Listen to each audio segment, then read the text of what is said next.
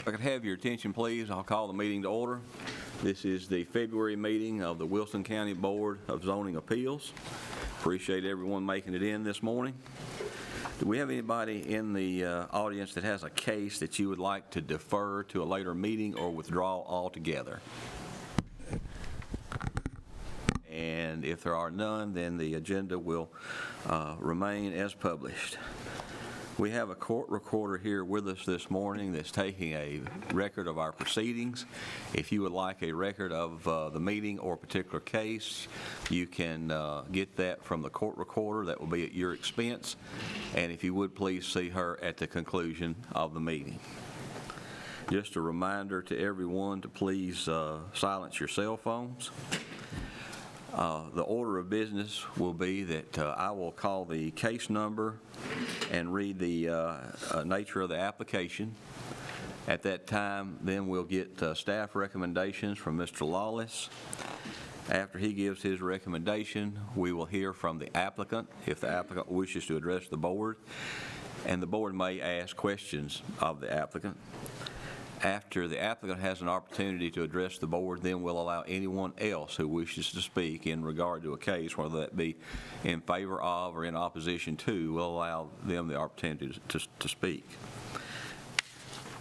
Just as a reminder, if you can keep your comments brief. We have a long agenda today, and we want everyone to be heard, and we want to hear all you have to say. But if you can hold your comments to 3 or 4 minutes, that would be great. And if someone else has already said or made the point that you wanted to make, there's no need to make it 2 or 3 times. We can just consider the point as it was stated. We don't need to hear it multiple times. We're sort of informal here, so we're going to try to move things along as quickly as practical without adhering to a whole lot of protocol. But we do have certain rules we do have to follow. In regard to each case, the staff has made or will make recommendations to us, and the board will consider those recommendations as we deal with each case. Just as a reminder, the meeting this morning will be taped and televised on Wilson County Television on the YouTube channel. So if anyone wishes to watch at a later time, or if you just want to watch what you say, it will be on TV later. If you are going to make a statement in front of the board this morning, either as an applicant or in favor or in opposition, if you're going to make a statement at all, you need to be sworn in. So at this point, if you would please raise your right hand. Do you solemnly swear or affirm that the testimony that you'll give in front of this board to be the truth, the whole truth, nothing but the truth, so help you God? Yes. Yeah, thank you. The state of Tennessee requires that we have a moment for public comment before every public meeting. These comments aren't necessarily to a case, because each case will have its own comment period.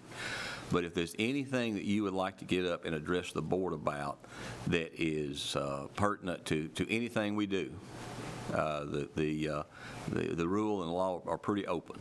So we are going to have a public comment period with each case, but the state does require we have a general comment period. So at this time, is there anyone who wishes to address the board on a general topic? And if not, I'll close the public comment period. All right, turning to the board now. You've all got the minutes from your meeting from January. You've had a chance to review those. Are there any corrections to the minutes from January? And if not, do I hear a motion we approve the minutes from January? Motion to approve. Have a motion, to have a second? Second. Have a motion and a second to approve the minutes from January. Any discussion? And if not, all vote aye. Oh, excuse me, all in favor vote aye. Excuse me.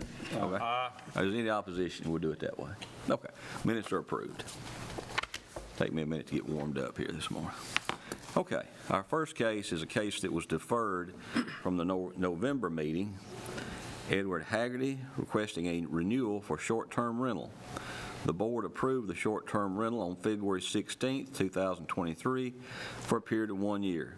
The property is located at 105 Riverside Drive, Lot 25, Group B, Parcel 4, on Wilson County Tax Map 28C. It consists of .68 acres, is zoned A1 agricultural. We'll get staff recommendations on 4222. Mr. Chair, the applicant is requesting to renew an approval for a short-term rental. The short-term rental was granted for 1 year with the following conditions. A business plan is part of the approval, and any changes to that business plan would be required to come back before the board. The use and amenities of the property have not changed since previous approval, nor have there been any public complaints about the property to staff's knowledge. Septic records for the property have been submitted, but the PERC number has not been provided. The home is assessed as a 3-bedroom, which would allow 6 guests. Therefore, staff cannot recommend approval of the request until this condition of the initial approval is met, which is just the updated PERC records. There's no language in the zoning ordinance granting staff permission to renew short-term rental approvals. However, the board may consider this request. Staff will point out that in the renewal cases such as this, if the request is approved, the board typically grants an extended period of time. Okay. This was submitted in November, Yeah, the beginning of November, so November 4th probably. submitted before the 2-acre rule went into. Yes, sir. Yes, We're sir. going to consider it under the old criteria. Yes, sir. Okay. Who's here to represent 4222? Yeah, that's me. Thank you. Ed Haggerty. Address, please. My actual address, 3700 Old Lebanon Dirt Road, Mount Juliet. The property in question is 105 Riverside Drive, Mount Juliet. And what would you like to tell the board, sir?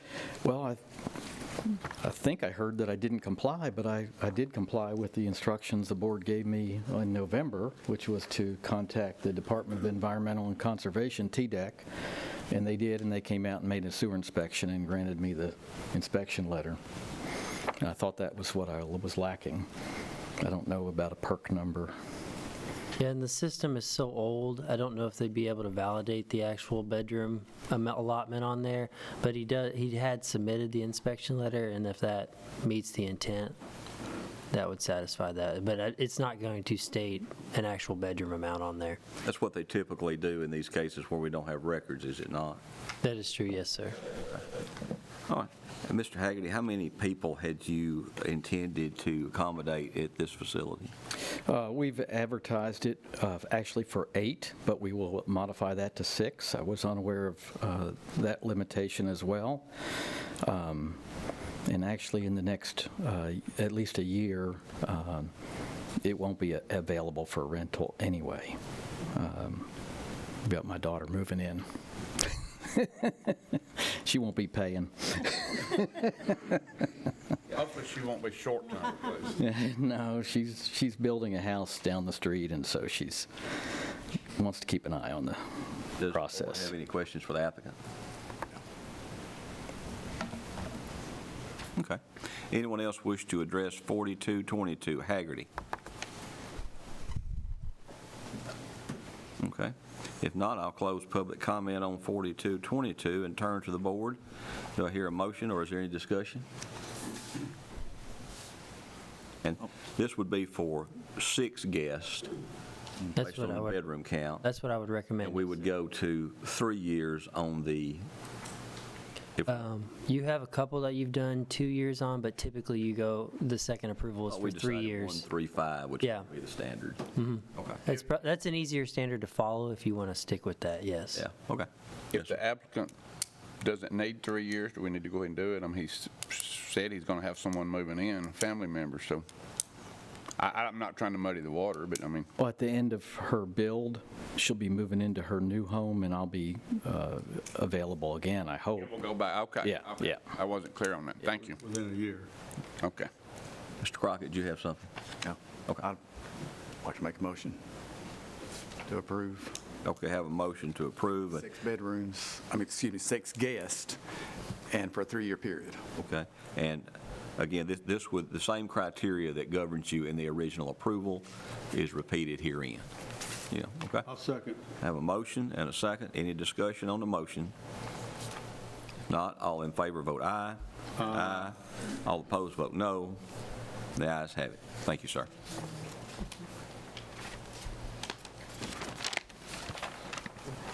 Our next case is David McMurray requesting to use properties for boat repair and service. The property is located at 9077 Lebanon Road, Lot 1, Verona Hills, Parcel 67, Wilson County Tax Map 54, consisting of 1.08 acres, Zone C3 Commercial, and property located on Lebanon Road, Lot 2, Verona Hills, Parcel 66, Wilson County Tax Map 54, consisting of .88 acres, Zone C3 Commercial. The property is currently being used for boat sales, which are permitted in C3 Commercial Zone. We'll get staff recommendations now on 4247. Mr. Chair, the applicant is requesting to use the property for boat repair and service. The property is Zone C3 Highway Commercial. Boat sales are permitted with permitted use in the C3 zone district, while boat repair is listed use on appeal when in conjunction with sales. It is staff's opinion that boat repair is an appropriate fit for the lot's location, design, access, and current use. This property has a history of auto sales and a granted use on appeal for auto repair in conjunction with auto sales. So in staff's opinion, this would not be a far reach from what it's currently utilizing. Given the language in the zoning ordinance, staff can recommend approval. And just to give you groundwork, this is what was originally Usry's Garage, if you're familiar with the area. Mr. Lawless, let me ask you, how did this get developed without complying with commercial standards? Because it doesn't look like it does. It was a commercial zone. It was a Board of Zoning Appeals approval for a long-standing time. It got rezoned to C3 Highway Commercial to be more in conformity with when Usry, the previous owner, wanted to add an addition onto it. And the building that he built, that building had to be built to commercial standards, which is the building on the front on the aerial, and it has the brick facade. Now, it does not meet public sewer or paving requirements or anything. Talking with the existing applicant, they are going to bring it into a more dustless surface. I don't think they're going to do asphalt paving, but they are going to bring it into a more commercial standard. But it was originally a Board of Zoning Appeals case, and then it got rezoned after the fact. Should it have any commercial landscaping requirements? If they expand, if their expansions are excessive, yes, we will require that on the front. They have a fence on the front that's already part of their screening requirements, and then the latest building that they've had have met that. But when that building came through, we didn't require any additional landscaping because it was only covering, I think it's only 16 feet wide. What was the original zoning when it was approved by the board? A1. A1. I think that's a good point that the board should note, that when you approve things in a zone that really shouldn't be there, and you don't attach commercial standards to them, you know, then you get a development that doesn't meet commercial standards, and now here we are. Now, so what I'm hearing you say is we don't have a charge here to require commercial standards. You can require any expansion to undergo commercial standards, but to bring it into commercial standards, no, sir. And that, an expansion is not being proposed. Not at present. The only expansion he's looking to do is to bring the parking lot into a more dustless surface. Got you. Okay. Who's here to represent 4247 McMurray?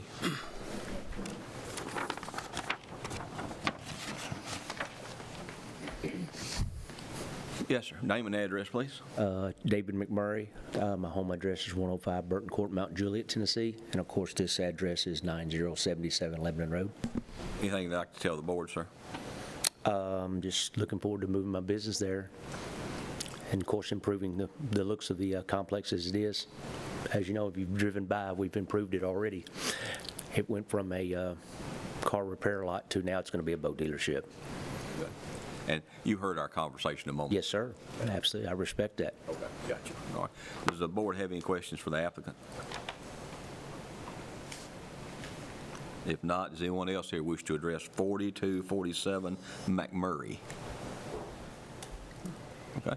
If not, I'll close the public hearing on 4247 and turn to the board. Any more discussion, or do we have a motion? Mr. Chairman, I will move to approve case 4247 based on staff recommendation. Okay, have a motion, do I have a second? Second. Have a motion and a second to approve 4247 based on staff recommendations. Is there any discussion? If not, all in favor vote aye. Aye. Opposed, vote no. And the ayes have it. Thank you, sir. Thank you. Our next case is case 4248, Jose Hernandez, requesting to use the property for a landscape supply business. The property is located at 2991 Hunters Point Pike, Lot 1. Brewington property is parcel 26.02 on Wilson County Tax Map 45. Consists of 2.94 acres, zoned A1 agricultural. Get staff recommendations now on 4248. Mr. Chair, the applicant is requesting to use the property for a landscape supply business. Landscape supply is not a permitted use nor a use listed upon appeal in the A1 zone district. Therefore, given the language in the zoning ordinance, staff recommends denial. Staff will note that if an approval is granted, the property will be subject to a formal site plan review and required to meet all commercial requirements unless further variances are granted by this board. Staff will also note that this property is located within the urban growth boundary of the city of Lebanon and would be subject to the city's review and recommendation process if this were pursued. Okay. Who's here to represent 4248 Hernandez?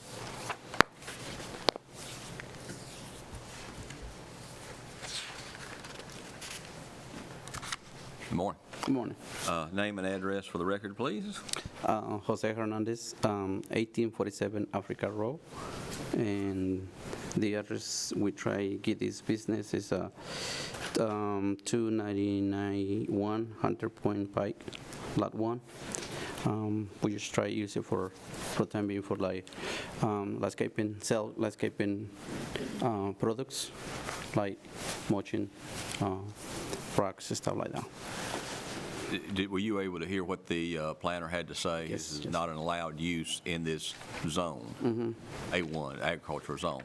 Also, it would be subject to a commercial site plan approval and City of Lebanon review because of where it's located, Okay. just so you're aware. Okay. Does the board have any questions for the applicant? I'm assuming the property does not have any residents on it, house? No. Is there any reason that it couldn't be sold or developed and have a house put on it? Does it have a perk site?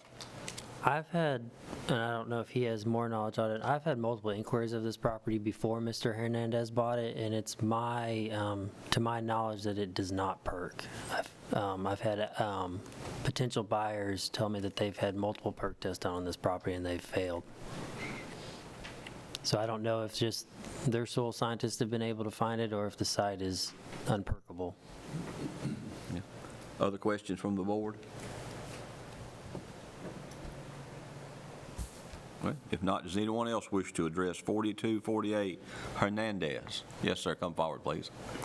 Have a seat there for a moment. Okay, thank you. My name's Ricky Brewington, and that was my father's property, and it just sold for the estate to settle. My only concern about it is first of all, it does not perk.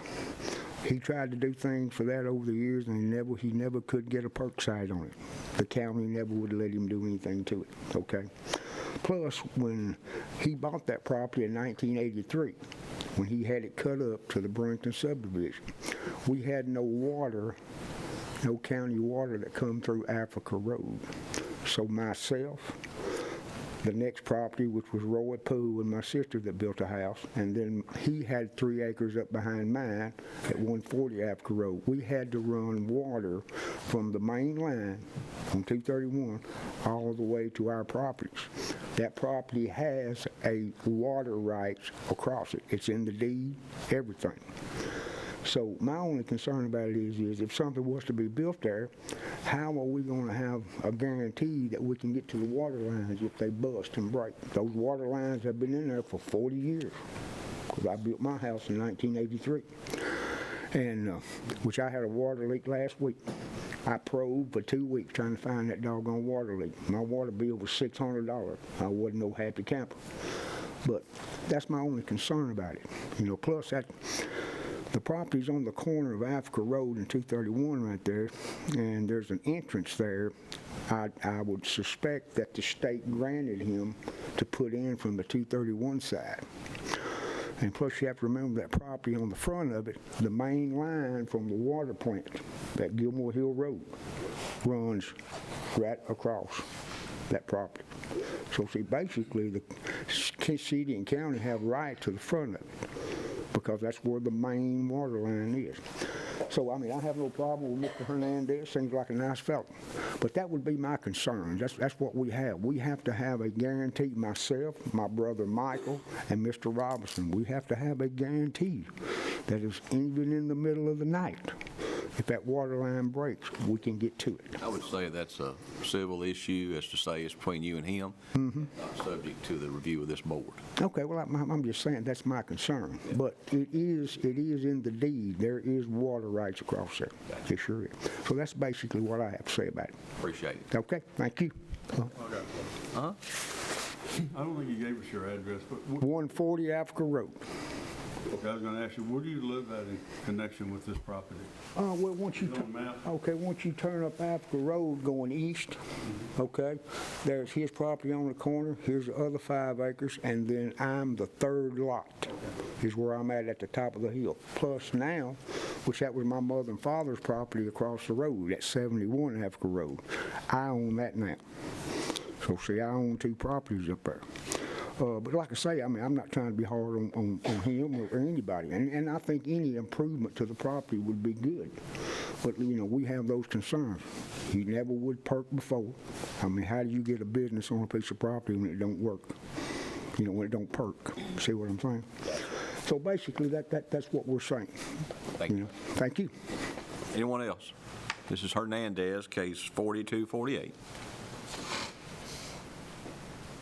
If not, I'll close public comment on this case and turn to the board. In regard to 4248, Hernandez, do I hear a motion?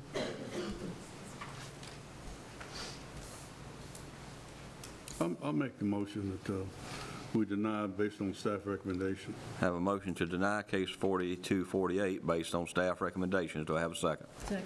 Have a motion and a second. Discussion on the motion. If there's no discussion, all in favor vote aye. Aye. Opposition vote no. And the ayes have it. All right. Thank you all for coming. Our next case is case 4249, Steve Billings, requesting a variance of 3 feet from the accessory height requirement of 22 feet. If approved, the proposed accessory structure will be 25 feet in height. The property is located at 4101 Nonneville Road. Lot 7B, Mossdale is, Lot 7B, Mossdale, parcel 47.03 on Wilson County Tax Map 31, consists of 1.64 acres, zoned R1 residential. We'll get staff recommendations on 4249. Mr. Chair, the applicant is requesting a variance of 3 feet from the accessory height requirement of 22 feet. This will allow the structure to be 25 feet in height. Given the language in the zoning ordinance, staff cannot recommend approval. We've got multiple of these height variance cases, so I'm just going to say this part once. We do allow accessory structures to go above the 22 feet if they choose to match the primary building material of the residence on the home and the roof pitch of the home. These structures that are before you today have opted out of that, but I just want to make you aware of that. We raised this minimum, or the commission raised this minimum some time ago, correct? Man, 2016, I want to say, is when it got raised. It was 16 feet, and it got raised to 22. Yeah, so I knew we had revisited this once. Yes, sir. Thank you. Who's here to represent 4249 Billings? Yes, sir. If you come forward, please.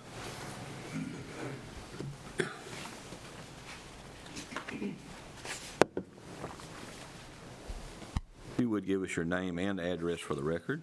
Steve Billings, 4101 Nonneville Road, Mount Juliet. Anything you'd like to tell the board, sir?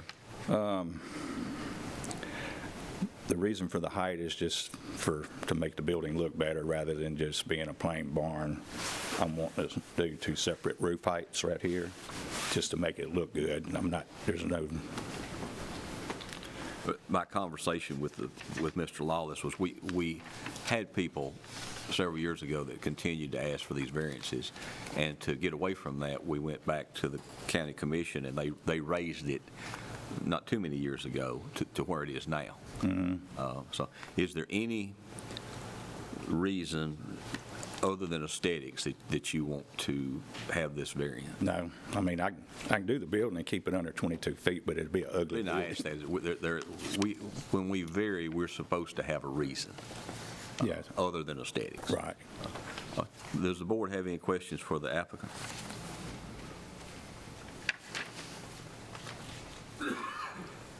Okay, not, does anybody else here wish to address 4249, Mr. Billings, on the height variance? If not, I'll close the public comment period on this case and turn to the board for a motion. I ask that we deny this upon staff recommendation. I have a motion to deny based on staff recommendations. Do I have a second? Second. I have a motion, second. Discussion? If none, all in favor vote aye. Aye. Opposition, vote no.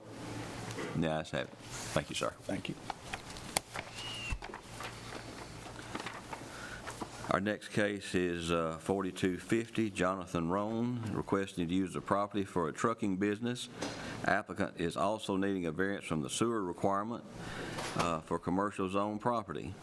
Property is located at 3625 Murfreesboro Road, Lot 2A, W.G. Baird property, parcel 35 on Wilson County Tax Map 114, consists of 4.53 acres, zone C3 commercial. We get staff recommendations now on 4250. Mr. Chair, the applicant is requesting to use the property for a trucking business. The applicant's request can be classified as a contractor's equipment yard, which is not a use identified as a use on appeal for the C3 zone property. Staff will note that the property is located near multiple I-1 light industrial properties where this use is permitted. The request would fit within the character of the area. At the time this property was considered for rezoning, there was discussions not to expand the industrial presence in this corridor. The board has the ability to approve this use if they interpret this as a similar use to the character of the area per the C3 zone district use allowances. With that being said, staff cannot recommend approval of the trucking business use.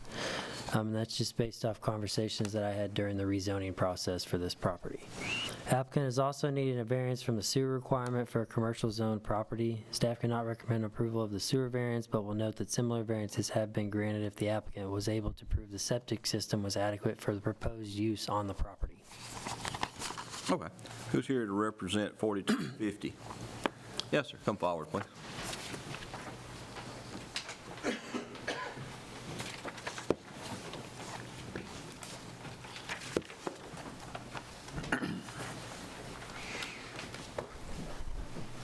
Name and address for our record, please. Jonathan Roan, 4403 Rockdale Fellowship Road, Mount Juliet. And what would you like to tell the board, sir? Yeah, I need I didn't apply for the light industrial because I'd like to, with the existing building, I'd like to maybe make a country store there also. So that's why we stayed with the commercial zoning and for our truck parking, so. But okay, I read your information here. Mm-hmm. What is it that you're going to do exactly? We have dump trucks and low boys that we haul around Middle Tennessee, and we recently started out of state. We need a commercial piece of property, so this one was available, and I'm just requesting that we can park there. It's got a garage on it, so we'll store inventory, tires, parts, and such things as that. And I basically just need it for truck park, my company parking. And it says something here about a diner? Yes, sir. There's the structure on the place. It's a residence, but I want to turn it into just like a breakfast and lunch type thing. where people can stop in. We'll have plenty of parking, and people can grab a biscuit or a sandwich or something. What kind of sewer do you have? Is it Oh, tank or what? it is septic right now. Yes, sir. There's no sewer available in this area unless you do a site-specific step system. He's wanting to go to the step system? Well, no, that would be the only form of Not- public sewer. Right. He wants to use a septic. You know, and let me say, I disagree with what y'all did on the C3. Okay? I guess it could have gone either way, but based on other things in the area, you know, that are I-1, I don't know how C3 really fits there, but yeah, that was what you did. So you've got a C3 piece of property as we sit here, correct? It's C3. It's C3, yes, sir. All right. Could Christopher, could you clear up just a little bit for what is allowed in C3? And I mean, not real. Well, I mean- But this contractor's yard, Contractors' yards are not, that's an industrial use. Shockingly, truck terminals are allowed in C3, or truck stops are allowed in C3. That would be similar to like a Love's or a Flying J, which serves fuel. The cafe that he's proposing, that's a use that's allowed in C3. That's not before you today. That's a use that he could start tomorrow if he wanted with a site plan. Landscaping. surprised the contractor's yard has got to be an industrial. It's because of the storage of the materials. Years ago, that surprises me. It was in A1. Well, I mean, I'm not saying it needs to be in A1, but I would have thought it would have Yeah, been. it's the storage of materials, but like your landscaping supply, your auto sales, that's uses similar to what C3 would allow. C3 is highway, Commercial. highway sales, Highway commercial, yeah. highway commercial, and commercial being different from industrial. Right, I understand that. But go ahead, Christopher. No, that was the end of my statement, sir, unless you've got another question. Other questions from the board? I got one. Go ahead. I'm a little bit confused about this septic system. What I'm reading that we have is to be granted if you could prove the septic system is adequate. We're on 4250, Yeah. okay? Oh, you're on the recommendation. Part yeah. right here. So I guess the question is, if your intentions are to put a restaurant, what are you going to do for bathroom facilities? It's got a bathroom in the present building right now. It's not going to. It's going to be a smaller, like kind of like convenience almost. Not necessarily a restaurant. I'm not interested in all that. So, but the question is, do you have a workable septic system or not? Yes, sir, it does. And you've had it. What's there now? Is it a house It's residential. and a garage? Is a garage outbuilt? It's attached to the residence. Yes. Okay. It would, How did it get, I don't mean to, how did it get zoned C3 if it doesn't have public sewer? Or is that, Well, I mean, they would be able to utilize, like, if he wanted to open the cafe, that's a use that's already allowed. He wouldn't come before you, and as long as he can prove to the state that it's a functioning septic system and it can handle that and that commercial use, then he would be able to operate. Now, if he expanded the house or knocked it down or something, he'd be right back before you trying to justify a sewer variance. I thought one of the requirements of commercially zoned property had to have public sewer. not to rezone it. Not to rezone it, to expand upon it, and that's where we get into use where the house and the garages were there prior to the rezoning. Okay. But the primary use of the property would be for the lowboys and the trucks and things of that nature. Yes, sir. You know, I don't want to circumvent a process. I think what you need, I don't think you need to be here. I don't think we need to do this. It's my opinion. I think you need to go and see if, through the Planning Commission, have the property properly zoned I-1, which is going to open up the proper use, because a It would. contractor's yard and a truck terminal isn't allowed in C3. But it is in I-1, correct? Yes, sir, yeah. Is a diner allowed in I-1? No, restaurants would not be allowed. That is, but that would be a minor use subsequent to the major use. But in doing so, then they're going to, the proper rezoning and then a proper site plan would be in order. I don't know that I could, you got a lot of, or may have a lot of volume as far as sewer goes, especially if you decide to go and continue with the restaurant proposal. You might be better off doing what they call a standalone, not running the Site-specific. municipal sewer out from wherever it is now out to your place, but going to the Water and Wastewater Authority and applying for a standalone system that could handle a decent capacity.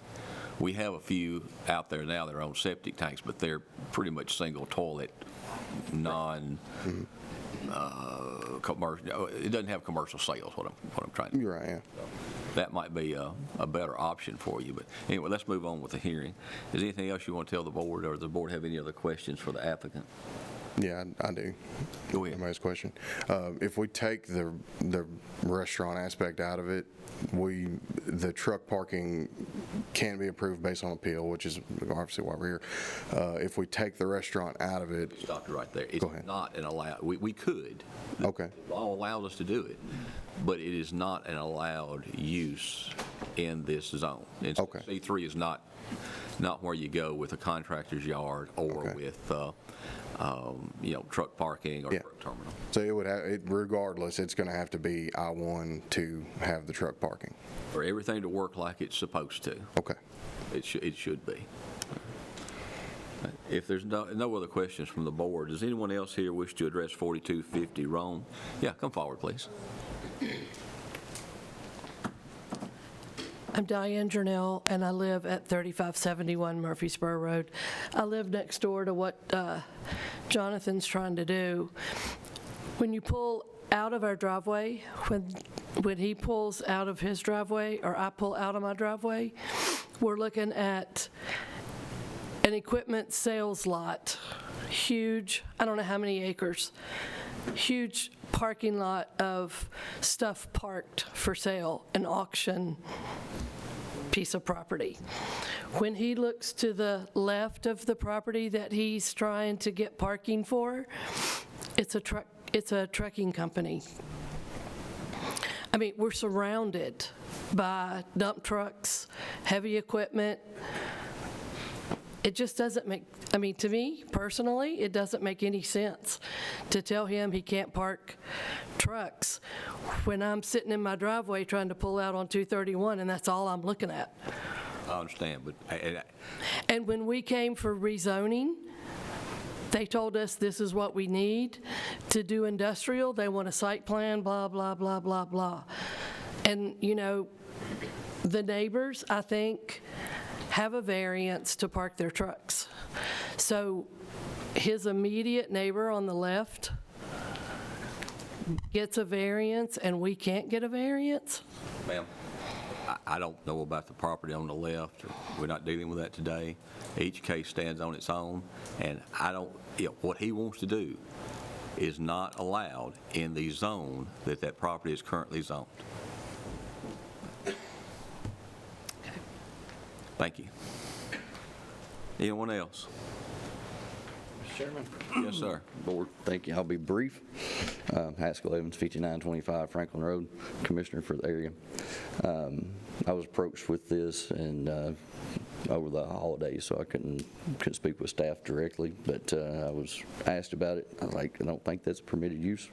Closest thing I could come up with was a parking lot or a truck stop, which that kind of tends that direction, but a use on appeal listed on the county zoning ordinance, as of last night at least, still includes contractor's office or equipment yard or any similar use which in the opinion of the board would be in keeping with the general character area. We don't have to look that one up because we... So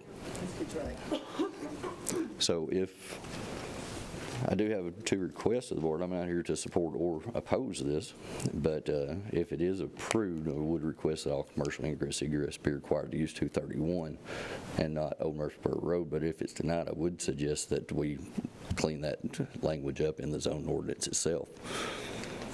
Thank you. Let's check that right quick. Yeah, we have contractor's office and/or equipment yard as a use permissible on appeal. And then in my comments, I felt, In the in the C3, yes, sir. C3, okay? And then what I quoted in my comments, if the board felt, I looped it into any similar use in which, in the opinion of the Board of Zoning Appeals, would be in the keeping with the uses permitted and the general character of the area. Just the contractor's office and/or equipment yard, he's, our interpretation of that is you're going to have employees in an office setting on site. Based on my information that I received, he was going to be an owner-operator and have employees just parking dump trucks overnight and having employees come and then going out on their day trips. And that's what we differentiate a storage yard as to an office. We weren't, and I may be corrected, So that there was not an office setting. does not change your recommendation. No, but if the board wants to look at it as other uses that fit within the character of the area, I'm fine with that. But I was not given the information that proposed an office-type setting for this property. And he can Based correct. on the storage yard is one thing, the come and go is something else, Yes, sir. or could be. When I'm going to interpret it as a use permissible appeal for a contractor's office, I'm going to utilize the office as the primary use for the property, and the dump trucks coming and going would be secondary to that. It'd be more of a dispatching office as opposed to a storage yard, if I'm going to interpret that, but I can clean it up. I thought we moved contractor storage yard exclusively to I-1, but you're saying it's still a use on appeal in C. Well, the definition of storage yard is exclusively, this is termed contractor's office, and then it says slash and/or equipment yard. That's the reason why I suggested they come to the board for their opinion, for your opinion. Got you. Okay. But the use storage yard, it is exclusively in I-1. Got you. Yes, sir.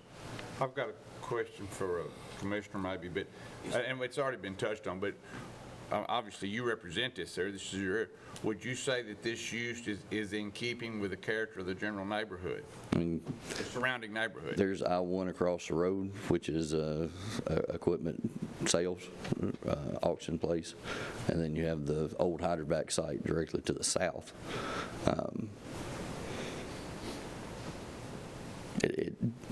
In appearances, and it does, but that's why you're on the board and I'm not. On the spot, and that had already been touched on, but I wanted to maybe hear it from you. Touching this for why it was on C3 and not I-1. On the spot, but how's it look under the bus?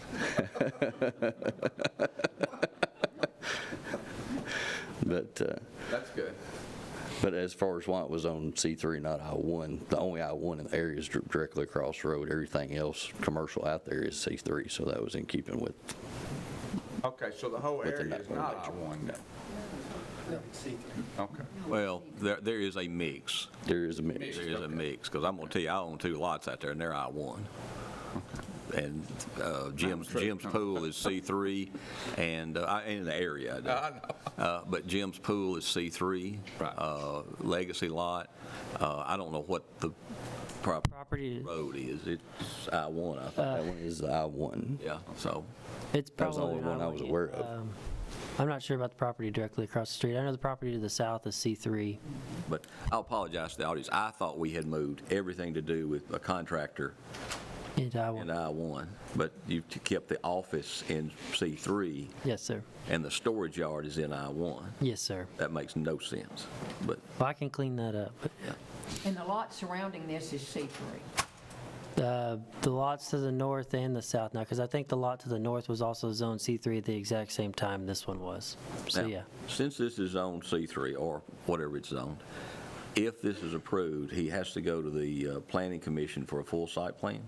If he does any sort of expansion, now if he's just wanting to utilize the existing garages, I'm gonna be, because I don't have a way to require a site plan without any new addition to the site. But the moment he does, we're gonna require him to bring everything up to code, which would be paving, landscaping, and building materials. So this lot was rezoned C3, knowing that if somebody went to use it, they didn't have to do anything. Yes, sir. I mean, we've got lots all over the county in the history that have been that way. I mean, there's still lots that are operating commercial that are Zone C3 now that they still have the look as if they were built in the ag, when they were zoned ag. I mean, I'm not going to list them all. I mean, I can, but I would rather not. Okay. May I speak? You can come to the podium, please, ma'am.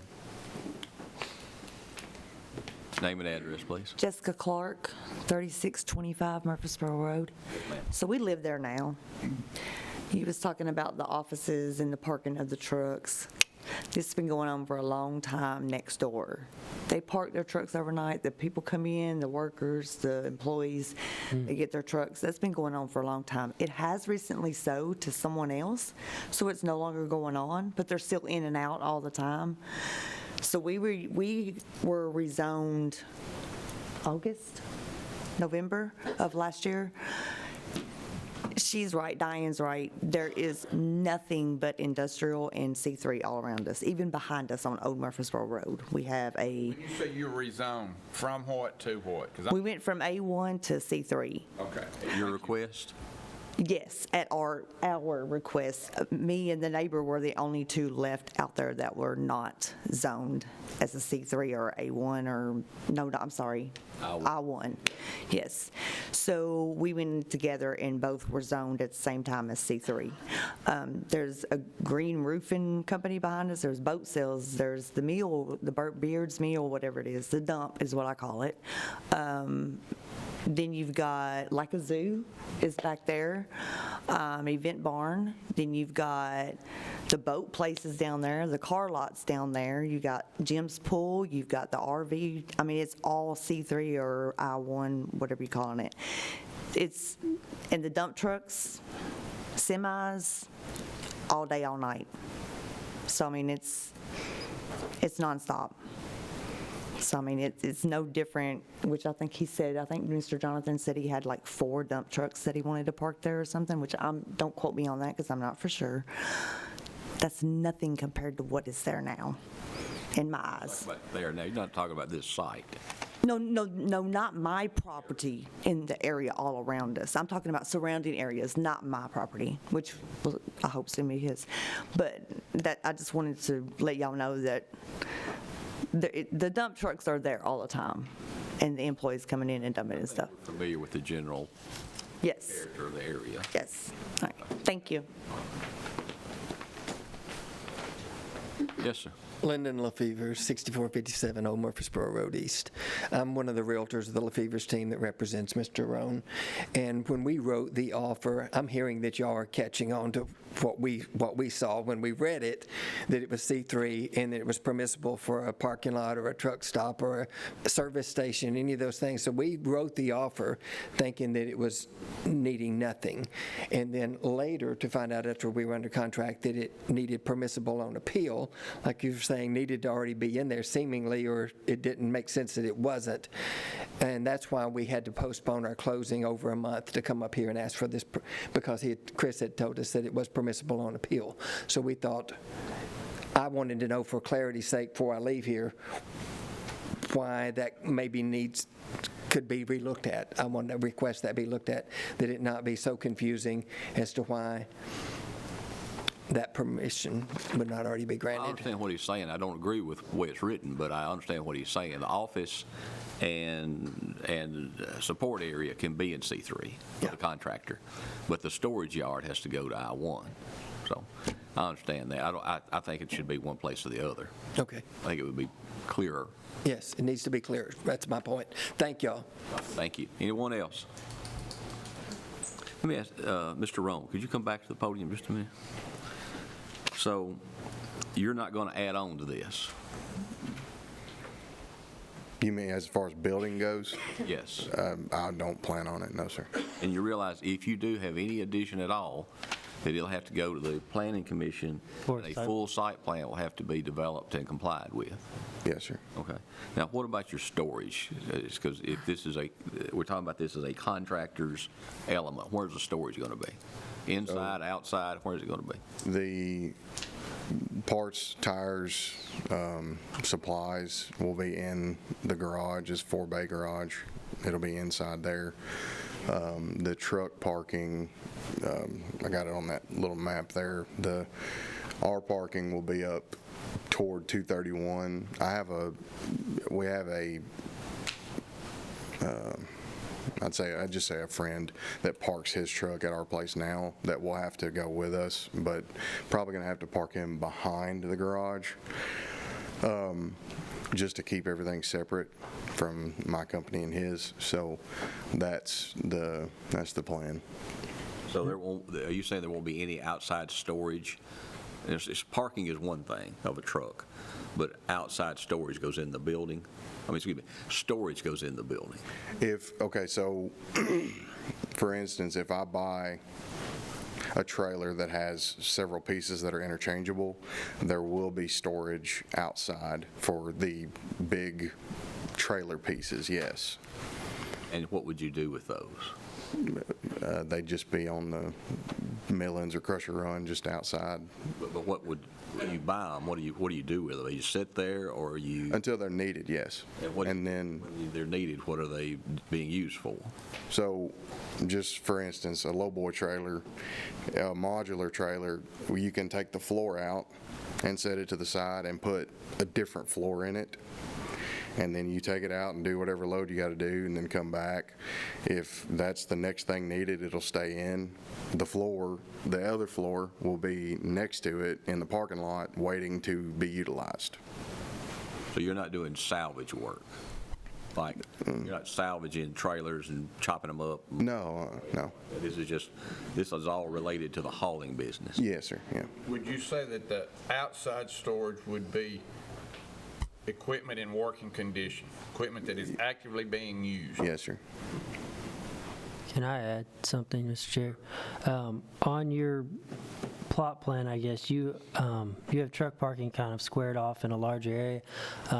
We do interpret, like, if you bring gravel in to expand parking facilities, that's an expansion of your commercial use, and that would require a site plan. That's the same thing we would require for any commercial use in there. Just like fits. Are they going to trip you into a site plan? And I don't blame them, because if it's a commercial business, it's residential now. Mm-hmm. You want to be commercial. I applaud that.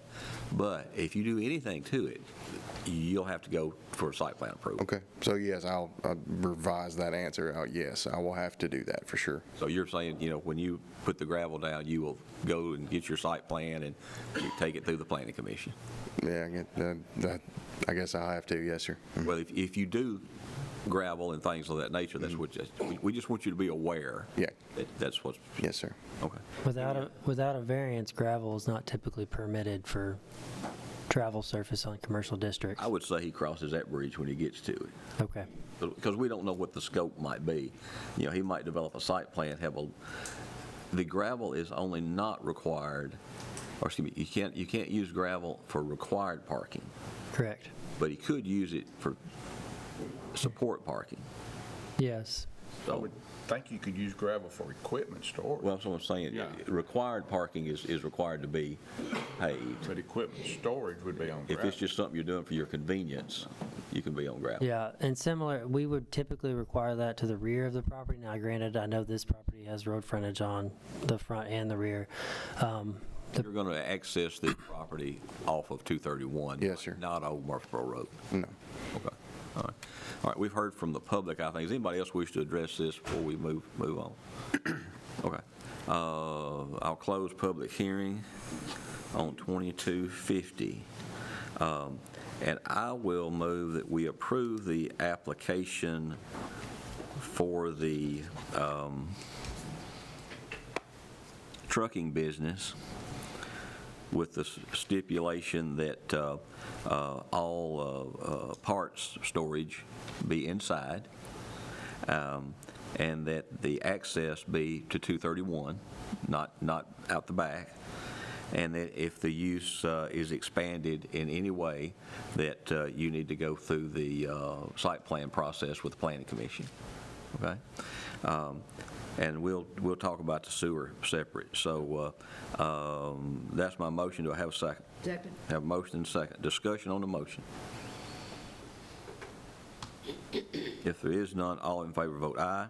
Aye. Opposition vote no. And the ayes have it. Okay. Let's talk about the sewer separately then. Mr. Roan, come on back. I don't mean to wear you out, but come on back up here. You're not done yet. You're not done yet. We just want to get this right, all right? How many folks you gonna have out there? I've got, how many? We got, at the office, I'll just have 2. From any time where the trucks are getting started to where they're ending, I think we have 14, 15 employees. So at any time, there could be 15, but the majority of the time, there will be 2 to 3 office workers. And then the diner, restaurant, biscuits, and whatever you sell out the front, that would be something different and additional. Do you have any idea, what do you have there currently capacity as far, I mean, it's I haven't. for a 3-bedroom, a 5-bedroom, a 2-bedroom, is any? It's 2-bedroom. Wow, we got nothing. Yeah. Okay. If we don't approve the septic tank, then of course you probably don't want to run the sewer out there. I mean, that's probably prohibitive financially, or it would be for me. It is. But you have the option of going to the Wilson County Water and Wastewater Authority and getting a standalone business system, like Dollar General down the store has got, to put in. So it's either we allow a 2-bedroom sewer or 2-bedroom septic, or we deny that, and that automatically gives you the right to go to the Water Authority. So that's where we are. So in regard to the sewer request, the request is to not have to utilize a commercial grade sewer and to use the existing septic tank. Do I hear a motion? Mr. Chairman, I will move that we deny the request to use the existing sewer system based on the testimony of the applicant with only a 2-bedroom perk and the number of people that may be in and out of there. Okay. Have a motion to deny the sewer requirement variance. Do I have a second? I'll second. Have a motion and second. Discussion? Not all in favor vote aye. Aye. Opposition, no. And the ayes have it. Thank you, sir. Can I ask a question? You can. Since the sewer got denied, the 2 to 3 employees in the office of my trucking business, they won't be permitted to be there, or?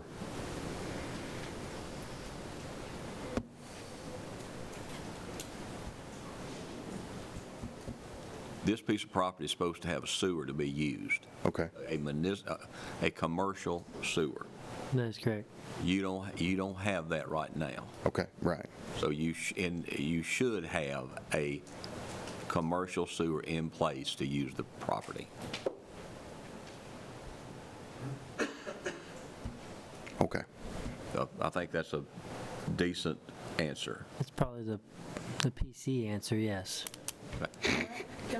We're done with public comment, ma'am. We're through. Okay, thank you, sir. Appreciate it. All right. That case is done. Okay. Moving on now to case 4251.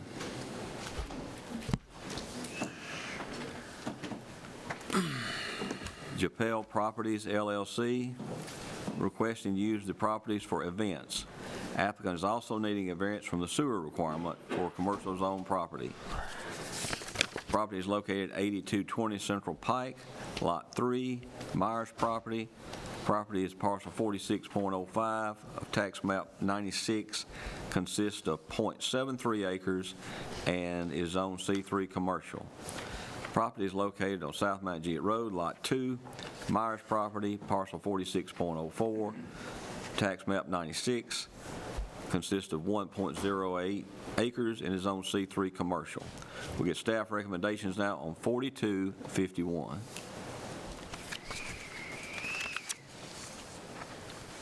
Mr. Chair, the applicant is requesting to use the property for events. Event centers are not a permitted use in the C3 zone district, nor Are they specified use on appeal? Therefore, given the language in the zoning ordinance, staff cannot recommend approval. Staff will note that event centers are a permitted use in the C2 zone district.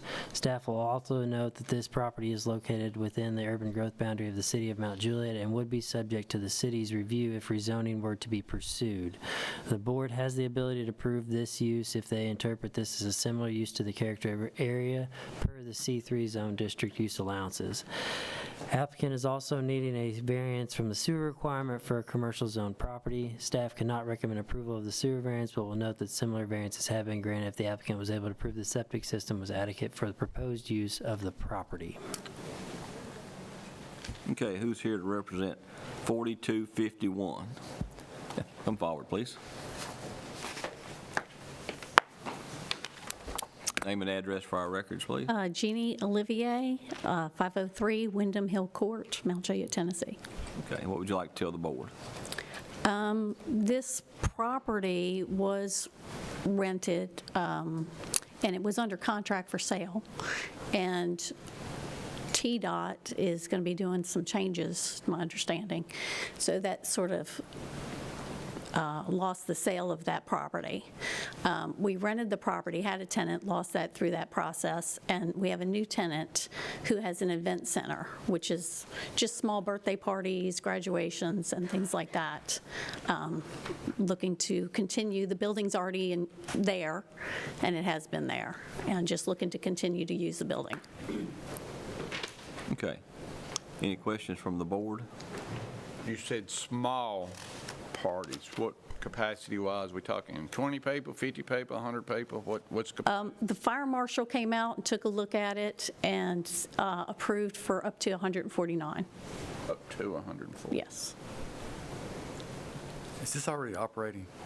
Yes. Event center now? Yes. How long has it been an event center without approval? Just 2 months. And I'm just curious, how did you come to be here? Somebody came out after the business was established and said it did not meet approval. Yeah. Or was not approved, I should say, for an event center. So you got 149 people. You don't have a municipal sewer? Not at this time. I'm not sure what TDOT is about to reconstruct that entire corner. And I'm assuming at that point, sewer will be brought in. I don't know, because I don't know who's coordinating with TDOT in the county. I don't know about the right-of-way improvements, but as far as the sewer, the county does not have any plans to extend sewer anywhere in the county. We don't have a sanitary sewer, consolidated sewer department that's extending sewer. So this side of Central Pike, my understanding, is outside of the city limits. It's outside of city limits, it's in their UGB, so you do have the option for annexation, which would give you the sewer provision if you were annexed into the city limits of Mount Juliet. Yes, ma'am. She would have to be annexed into the city to get City of Mount Juliet. That's common practice. There are parcels that Lebanon and Mount Juliet serve that are outside their city limits that they have an out of city service. It's not common, but it is possible. Yes, sir. I didn't see anything, I don't remember anything in the documentation about sewer capacity. I see an old sewer inspection, may go back, to 2011. It was a... You're talking about the septic approval? Yes. Yeah, I mean, that's all we have. And I know prior to she owned it, I know there was a Taekwondo office in this building, so I know that they've been utilizing the system for that. And I can't tell you how long the building's been there. I know it's been there at least 20 years. When I read through this material, it seems to be several years old, 10 or 12 years old. And the business before, I'm sure, didn't see 170 people. So my real concern is, again, is you have no proof how the septic system will work with 170 people. Big concern of mine. I understand your concern. I would think you'd really need to do some work and study and find out what the capacity is for that system. So we have a, My understanding is actually it's not a septic. I think it might be a containment system. It would be similar to like a pump and dump. Yes, and it's under contract. It's under contract for them to come out weekly. That would make sense. There's been no issue. Was able to stay there without any violations. Yes. That would make sense on how the previous businesses were able to stay there so long without any sort of violation. we currently allow such things? Well, that's a state-regulated thing. We typically, to my knowledge, that's not an allowed system. Now, if they have an agreement set up just due to the legacy of this property, that would be allowed, but it's still not considered a public sewer system, even if you have somebody pumping your system weekly. Right, I got you. Okay. Wow, okay. All right. Board have any more questions for the applicant? Mr. Chairman, Yes. there is a letter in your packet from Environmental Office that states that the sewage from the building would flow into a closed or scaled septic tank. There would be no field lines, and therefore the septic tank would have to be pumped each time it became full. Got you. Okay. Board have any more questions for the applicant? If not, does anyone else here wish to address 4251 DePel Properties, Central Pike and Mount Juliet Road South? No? All right. If not, if no one else wishes to speak to the case, I'll close the public hearing. And turning to the board, do we have any discussion or a motion?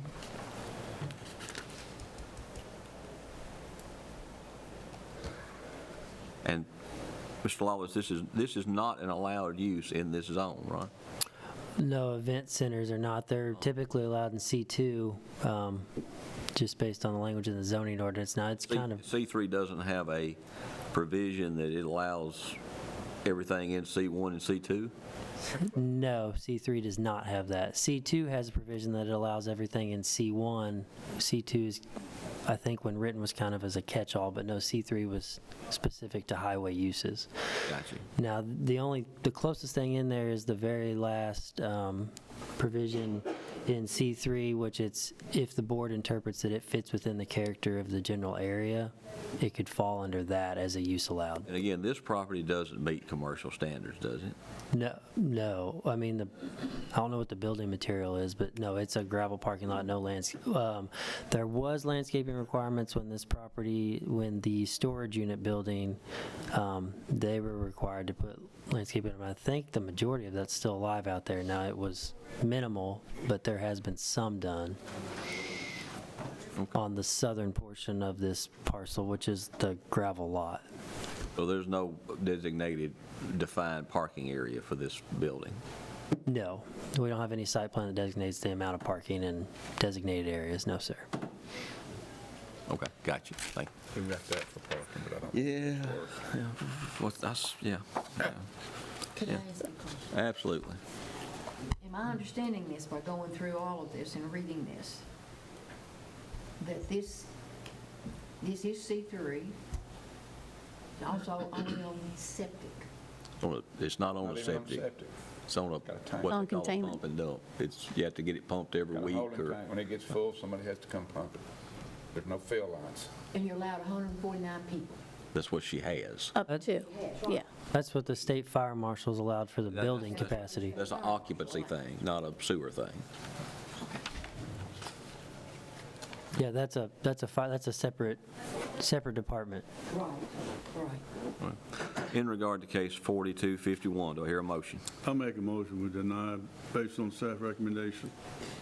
I will second that with the amendment that the denial is also based on lack of sewer. Is that okay? Yes. Okay. Any discussion on the motion? If not, all in favor vote aye. Aye.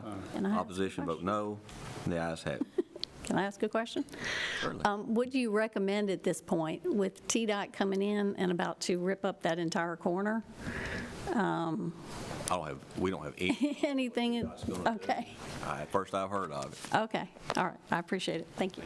If you want to meet with the staff, they might, at a later date, they might be able to help you. Okay, all right, thank you. All right, our next case is case 4251, Ladlam Construction, on behalf of Joseph and Virginia Favazzo, requesting a variance of 4 feet from the height requirement of 22 feet for an accessory structure. If approved, the proposed structure will be 26 feet in height. The property is located at 2311 Holloway Road, Lot 3, Keel Property, parcel 14.03, Wilson County Tax Map 102. Property consists of 12.7 acres, zoned A1 agricultural. We get staff recommendations on 4252.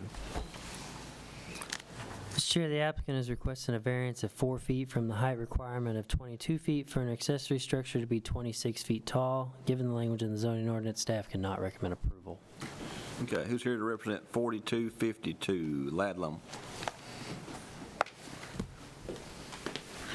Morning. Good morning. I'm Lauren Ludlam. I'm here on behalf of Joe and Jenny Favazzo, the homeowners for 2311 Holloway Road. And what would you like to tell the board? So the reason we're asking for the variance is Joe Favazzo is an antique car collector. The 4 feet variance will allow him to have car lifts in his, it's specifically designed for his cars, is the accessory structure. Okay. Board have questions for the applicant? To the staff, are you aware that if they match the roof pitch and the roof type of the building, Yes, sir. they could do this? Which we would potentially be able to match the pitches, the 2 prominent pitches. However, the homeowners are doing stucco on their home because their home is being built in at the same time as this detached garage, and it's very expensive to do stucco on a accessory structure. So that's kind of the reason for that. Board have other questions for the applicant? And if not, does anyone else here wish to address 4252, Ladlam? Okay, I'll close the public hearing. And turning to the board for a motion. Well, not a motion, but just as a discussion. I know we had one a minute ago. Do we as a board, does it matter if they're sitting on a 1 acre lot or if they're sitting on a 15 acre lot? Does that make it, as Are you far talking about for a height variance? Yeah, I'm just saying, is that something that should, I'm assuming the height variance is more of a cosmetic reason and not a safety issue, is that correct? I would say it's very much both. Yeah, I mean, I think the original intent, the height variance was increased around the same time that we it was increased before we increased accessory structure setbacks. If you're aware, accessory structure setbacks used to be 5 feet. And then we increased the height variance, and then a repercussion of that was the board felt that we were now allowing monstrosities 5 feet from the property line. So then shortly after that, we increased the accessory structure setback to 10 feet. Now, those are on smaller lots, obviously, when you're talking about, so I mean, your consideration of larger lots could come in, but that's not anything that's been considered for the way the language is written. Right, and I guess my comment was more about, as a board, do we consider that things look different on a 1 acre lot than they do a 20 acre lot? That was, and I know it's not, I know the way the law is written, but, right. And I'm just throwing that out there. I don't know. But the one 20 minutes ago was a 3-foot variance request, I think. Right. This one So is. we're looking at 4, so where's the difference other than it's a foot higher? Right, exactly. I feel like Got to draw the line somewhere. Whatever, yeah, exactly. I do understand that. I feel like you're asking me more of a what-if question. I can't really answer that. Absolutely, yeah. All right. Any other discussion? Do I hear a motion in regard to 4252 Ladlam Construction? I'll make a motion to deny based on staff recommendations. Have a motion to deny 4252 based on staff recommendation. Do I have a second? Second. Have a second. All right, any discussion? All in favor, vote aye. Aye. Aye. Opposition, vote no. And the ayes have it. Thank you for coming. All right, our next case is case 4253. Justin Latimer, on behalf of Annette Frickle, is requesting a variance of 9 feet from the front yard setback requirement of 30 feet and 10 feet from both side yard setback requirements of 20 feet. The property is located at 812 Burton Point Road, parcel 55 on Wilson County Tax Map 27, consisting of approximately 9,480 square feet. It is zoned A1 agricultural. We'll get staff recommendations now on 4253. Mr. Chair, the applicant is requesting a variance of 9 feet from the front yard setback requirement of 30 feet and 10 foot from both side yard setback requirements of 20 feet. Staff were unable to determine the age of the lot. Tax records indicate the home was built in 1973, predating the zoning ordinance. In discussions with the applicant, staff were informed the existing septic fill lines must be utilized for the new home.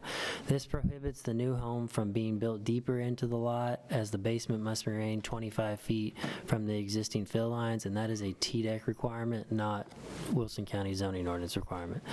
Staff will note that while the front yard setbacks are typically avoided, the proposed home now will not encroach on the front setback any more than the existing home currently sits. Therefore, staff can recommend approval. I do want to point out that this lot, regardless of approval, will have to undergo minimum FEMA requirements for any construction due to the property being in a designated floodplain area. Okay, who's here to represent 4253 Latimer? Justin Latimer. Yes, sir. Name and address for our record, please. Justin Latimer, 8176 Hickory Ridge Road, Mount Juliet. All right. Anything you'd like to tell the board, sir? No, sir. I believe Christopher's comments covered everything that I would preemptively say. Okay. All right. The board have any questions for the applicant? And does anyone else in the audience wish to speak to 4253 Latimer? Okay. If not, I'll close the public hearing. Moving to the board for discussion or a motion. Mr. Chairman, I will move to approve case 4253 based on staff's recommendations. I have a motion to approve 4253 based on staff recommendations. Do I have a second? Second. I have a motion and a second. Discussion by the board. And if there's no discussion, all in favor vote aye. Aye. Opposition vote no. The ayes have it. Everybody good? Can we go on for another couple? Everybody good? All right. We'll continue on. We'll be taking a recess at some point, but we'll go ahead for a little bit. Our next case is case 4254. Jamie or Alice Duncan requesting to have 2 dwellings on one tract of land. Tax records show there have been 2 dwellings on the property since 2014. A variance is needed for the side yard setback requirement of 20 feet for both the north and south property lines. One home appears to be right on the north side property line, and the other home appears to be on the south side property line. A variance for easement width was approved by the board May 22, 1998. The property located at 5604B East Richmond Shop Road is parcel 5 on Wilson County Tax Map 135 and consists of 1.56 acres zoned A1 agricultural. We get staff recommendations on 4254. All right, Mr. Chair, the applicant is requesting to have 2 dwellings on one tract of land. The staff was unable to determine how long the older double-wide mobile home has been on the property. The property has been assessed with 2 homes on the property per county tax assessment records since 2014. Middle Tennessee Electric has no electrical service to this address listed before you today since August of 2014, so there's a weird overlap there. At some point, a second mobile home was placed on the property and a permit was applied for in 2022 and denied due to being the second dwelling on this tract. This has been an active zoning violation for the property since 2022. Staff was unable to reach the property owner until 2024. Given the language in the zoning ordinance, staff recommends the dial as the 2 residents are not permitted on the one tract of land. And also the 20-foot variance for the side yard setback requirement that was listed in the comments, that's because the mobile home that doesn't have electric hooked up appears to be right on the property line. Okay. Who's here to represent 4254 Duncan? Yes, ma'am. Name and address for the record, please. Alice Duncan. I'm here on behalf of my mother, Jamie Duncan. 5290 Hickory Ridge Road is where we currently live. And what would you like to tell the board? I don't really have anything else to say except for it has had 2 dwellings on there. There was a previous trailer that was on that property. I know since I was a child, so 30-some years, I'm not sure exactly. My mother lives in Florida now most of the time, so we've been trying to go back and forth with getting information on her. So with her,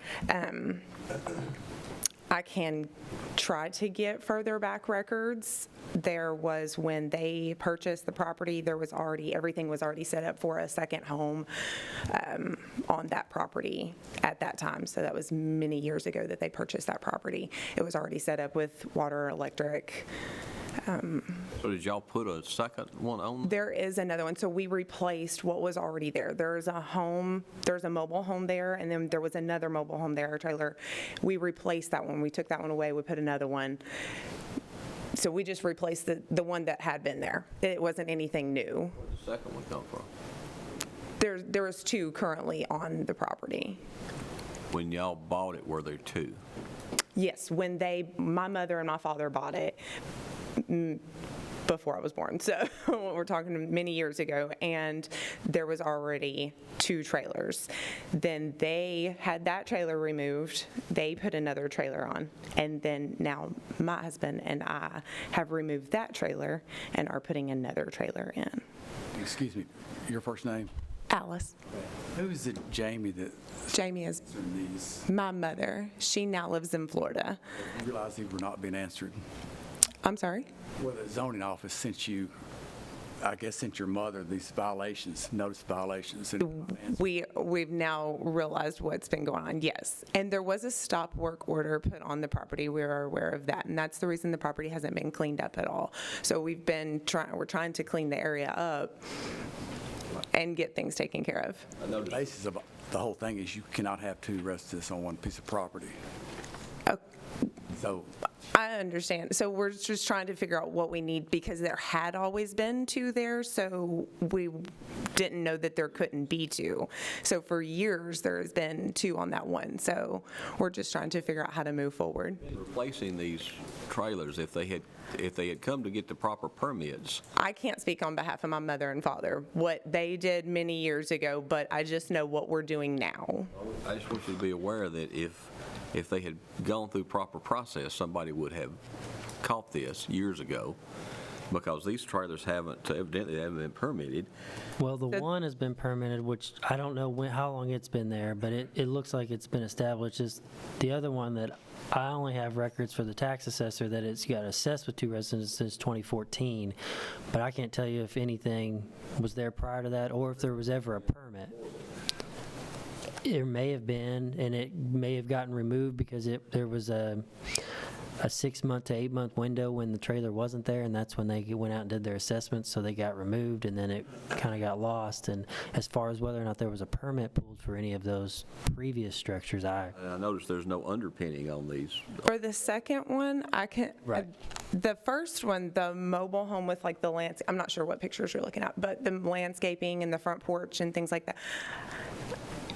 Are we saying there was no permit pulled for that one as well?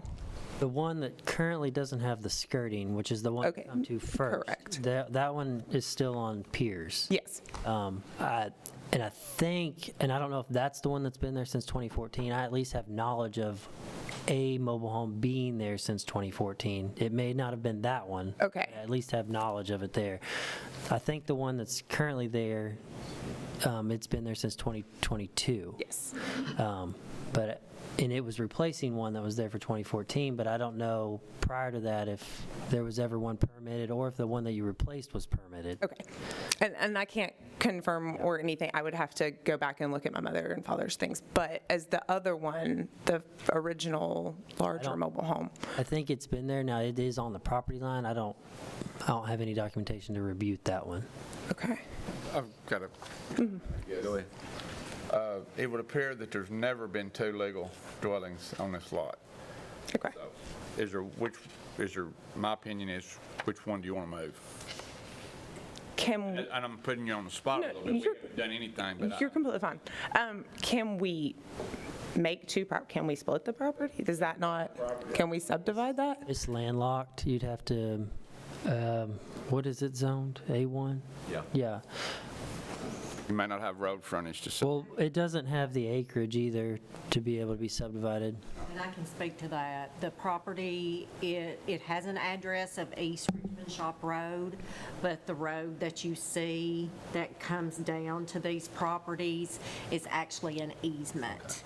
So they did receive, I saw we granted. yeah, we've got an easement variance a while back. Couldn't be subdivided, I don't. Right. Is the property to the south of you that has the carport on it, is that yours as well? Like you see the blue highlighted parcel? Yes. The property directly to the south of that, it has a At the very corner of that blue parcel? Is that what you're? that property? Is that one yours as well? That's not. Do you own No. adjoining property? No, beside of it. The reason I'm confused is because we had thought that there were two, that carport, I honestly can't make it out because it's split. Before we get too far into this, we almost never, I think maybe every once in a while on some very well-established legacy lots have we allowed any more than one dwelling unit per parcel. Very, very rarely. And secondly, if you were to decide which one of these you wanted to remove, then, we'd have to grant a variance on the one that stayed because it's right on the property line. See, there's no setback compliance with either one of these, correct? Correct, yeah. And that's the one to the north on your drawing. It's the one that's still on piers, and it doesn't have an electrical permit or anything, so that would be the easier one to move, in my opinion. But that's why I was asking if the lot to the south is also hers, because there may be a way to... It is. Okay. Because... If that's the case, I would probably recommend you come talk with staff after the meeting, because we can maybe... You'll still have to come back before the board at some point and get a variance, but we may be able to remedy a situation based on substandard lots with a platting process. Let's, instead of hashing this completely out, that may take all morning. Yeah. Let's defer this until she requests to get back on our agenda. That's what I would recommend. That way she can meet with you, decide, what our options are and what course of action may be appropriate. And then when you request such, we'll put you back on the agenda. That's fine. The only reason I'm confused is because I always thought it was flip-flopped. The other home on the corner was the larger piece of property, and the trailer that was just put on there was the smaller piece of property that was owned in the family. And so that's the only reason. But There are a lot of issues here that come to play when you discuss this with staff. So it's probably best not to try to reach some short-term solution sitting here. completely fine. And that's the reason it's kind of taken us, because we're trying to get that area cleaned up, and, I have children that are going to be wanting to move in, so. Okay, with you, we'll defer and do it in such a way that you can get back on at your request. I don't know if somebody in the public, they may want to comment. I don't know. And we'll go ahead and take their comments at this point. Okay. Who else wants to speak to this? Yes, come forward, please. There's only two, I thought, but I wasn't trying to interrupt. That's all right. Hello. Yes. I'm Stephanie Jordan, and I live on the same driveway at the end. And I'm here. I actually brought a petition for all the neighbors that could not be here to sign in opposition to this. Can I give that to you? Absolutely. And we're all very concerned about this because they actually moved out in 2019. They haven't lived there since. They're renting the current double wide that's on this property. There's not been a trailer on the spot that you're speaking of where this new trailer, which she just said, the trailer just got moved in. There hasn't been one there in many, many years. We were thinking, my parents have been there for 52 years. They're thinking 20 years ago. We've got some other people that here to speak on that. It's been sitting empty. Even on your picture, you can see there's no trailer there. So this was just moved in. I've been in communication with Karen for like a year regarding this. And I grew up there, so I come back and I built a home, and in 2021, we had to like do so many things to comply with codes and go through all this, and I was like next to an empty lot that I was building on, and I had to maintain setbacks, but I own the lot just to not violate this very thing that they're trying to do with this. So I feel like it's unfair. There's no hardship. They're just trying to like rent this out. And then Jamie has told me herself that her goal was to move up to 6 more trailers in on this property. And it's very concerning because, you know, like I said, I grew up there and my parents have been there 52 years. I'm raising my family there, and we all care about it very much because we're still there. They don't do anything to maintain this road. It all falls on us. And it's kind of already annoyance with one renter being there. So that's what I'm here to. And the 2 trailers, one lot, are there any other issues? I mean, well, there's all the issues I just said is the fact that, you know, we really don't want like a bunch of renters moved in, which is what I know their plan is. And like I said, Don't cover rental property, I don't believe. That's not something before. yeah. But I mean, of course, that's you ask if there's any other concerns. I mean, that's the main concern. That we could consider. And Yeah. So no, I mean, it's just, no, we're strongly here to oppose this. I got you. Okay. So that's all. Thanks. Anyone else? My name is Tracy Ford, and I live at 5750 East Richmond Shop Road. I really don't have a problem with her or whatever they're doing, but the first sentence of this said they are requesting to have 2 dwellings on 1 tract of land. Well, let me tell you, I've been trying to do that, could not do it, had to buy another acre because I was 2 foot short on road frontage, spent $36,000. I'm right behind her. Bought property that didn't perk just so y'all could have your 2 feet. And when I saw that, I just went crazy because it's really not fair for her to be allowed to have 2 tracts, 2 properties on 1 tract of land. And then I find out, of course, I have to perk. Well, my perk, I'm trying to give this land to my daughter. So when I find out it perks way in the very back. So now I'm going to have to run all the water line, all that stuff, which is fine because that's just how it is. But I don't even understand how these 2 properties have perked because I'm behind her with that property that we bought. 1 acre would not perk. The guy next to us would not perk.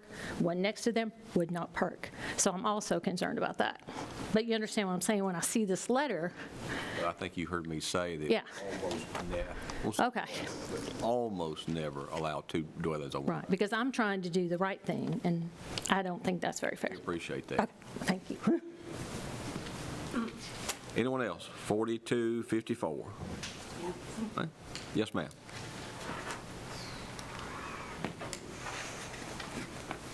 It's kind of the same thing, you know, what they were saying. We're just kind of concerned. Oh, Esther Shorter, 3291 Colchester Circle. I moved. I don't live out there next. Now, I used to live on the other side of this property. Do you own property out there now? Yeah, I still own it. Yeah, I just don't live there. And we're making improvements to it because we have family that comes down and stays there every once in a while. And so we're just kind of concerned about getting a bunch of renters down the road because we've all lived out there all these years, you know, and we're all just like a family. So we're just kind of concerned with that. All right. Is that it? Yeah, I guess that's pretty much it. We'll take this, or excuse me, we'll decide here in a minute what we're going to do, okay? If there's no other, no one else who wishes to speak to this case, we'll close the public comment period on 4254 and turn to the board. Do I hear a motion at this time? I'll make a motion that we deny this upon staff recommendation. Okay, she had asked for a deferral, but you can do that. You can. Well, let's defer to let them come back if that's what. Okay. Well, then we would defer until, you know, I hate to leave it hanging out there too long. I agree. So let's defer it for 2 months. We'll defer this to April. And at that point, now you can come back next month, but April at the latest, come back and tell us if you have a resolution to this or not. All right? So Is that your motion? Yes, sir. Okay. I agree with you. I'll second. Okay. All right. Any discussion on the motion to defer till April or sooner if they request such? Any discussion? If not, all in favor vote aye. Aye. All opposed vote no. And the ayes have it. Thank y'all very much. All right. Our next case is case 4255. David Steinbrink, I think, is requesting use of the property for short-term rental. Do what? I guess we need to go ahead and. Yeah, let me go ahead and read it, and we'll get it in the record. Okay. Request use property for short-term rental and request a variance of the 2-acre requirement. The property is located at 604 Gay Winds Drive, Lot 19, Gay Winds Group C, Parcel 19, is Wilson County Tax Map 32I, and consists of .81 acres, zoned R1 residential. Now, is this the one we had that wants a deferral? Yes. Till March, okay. So 4255 has requested a deferral till March. Do I have a motion to defer 4255 to March? So moved. Have a motion, have a second? I'll second. Mr. Crockett seconds. Discussion? All in favor vote aye. Aye.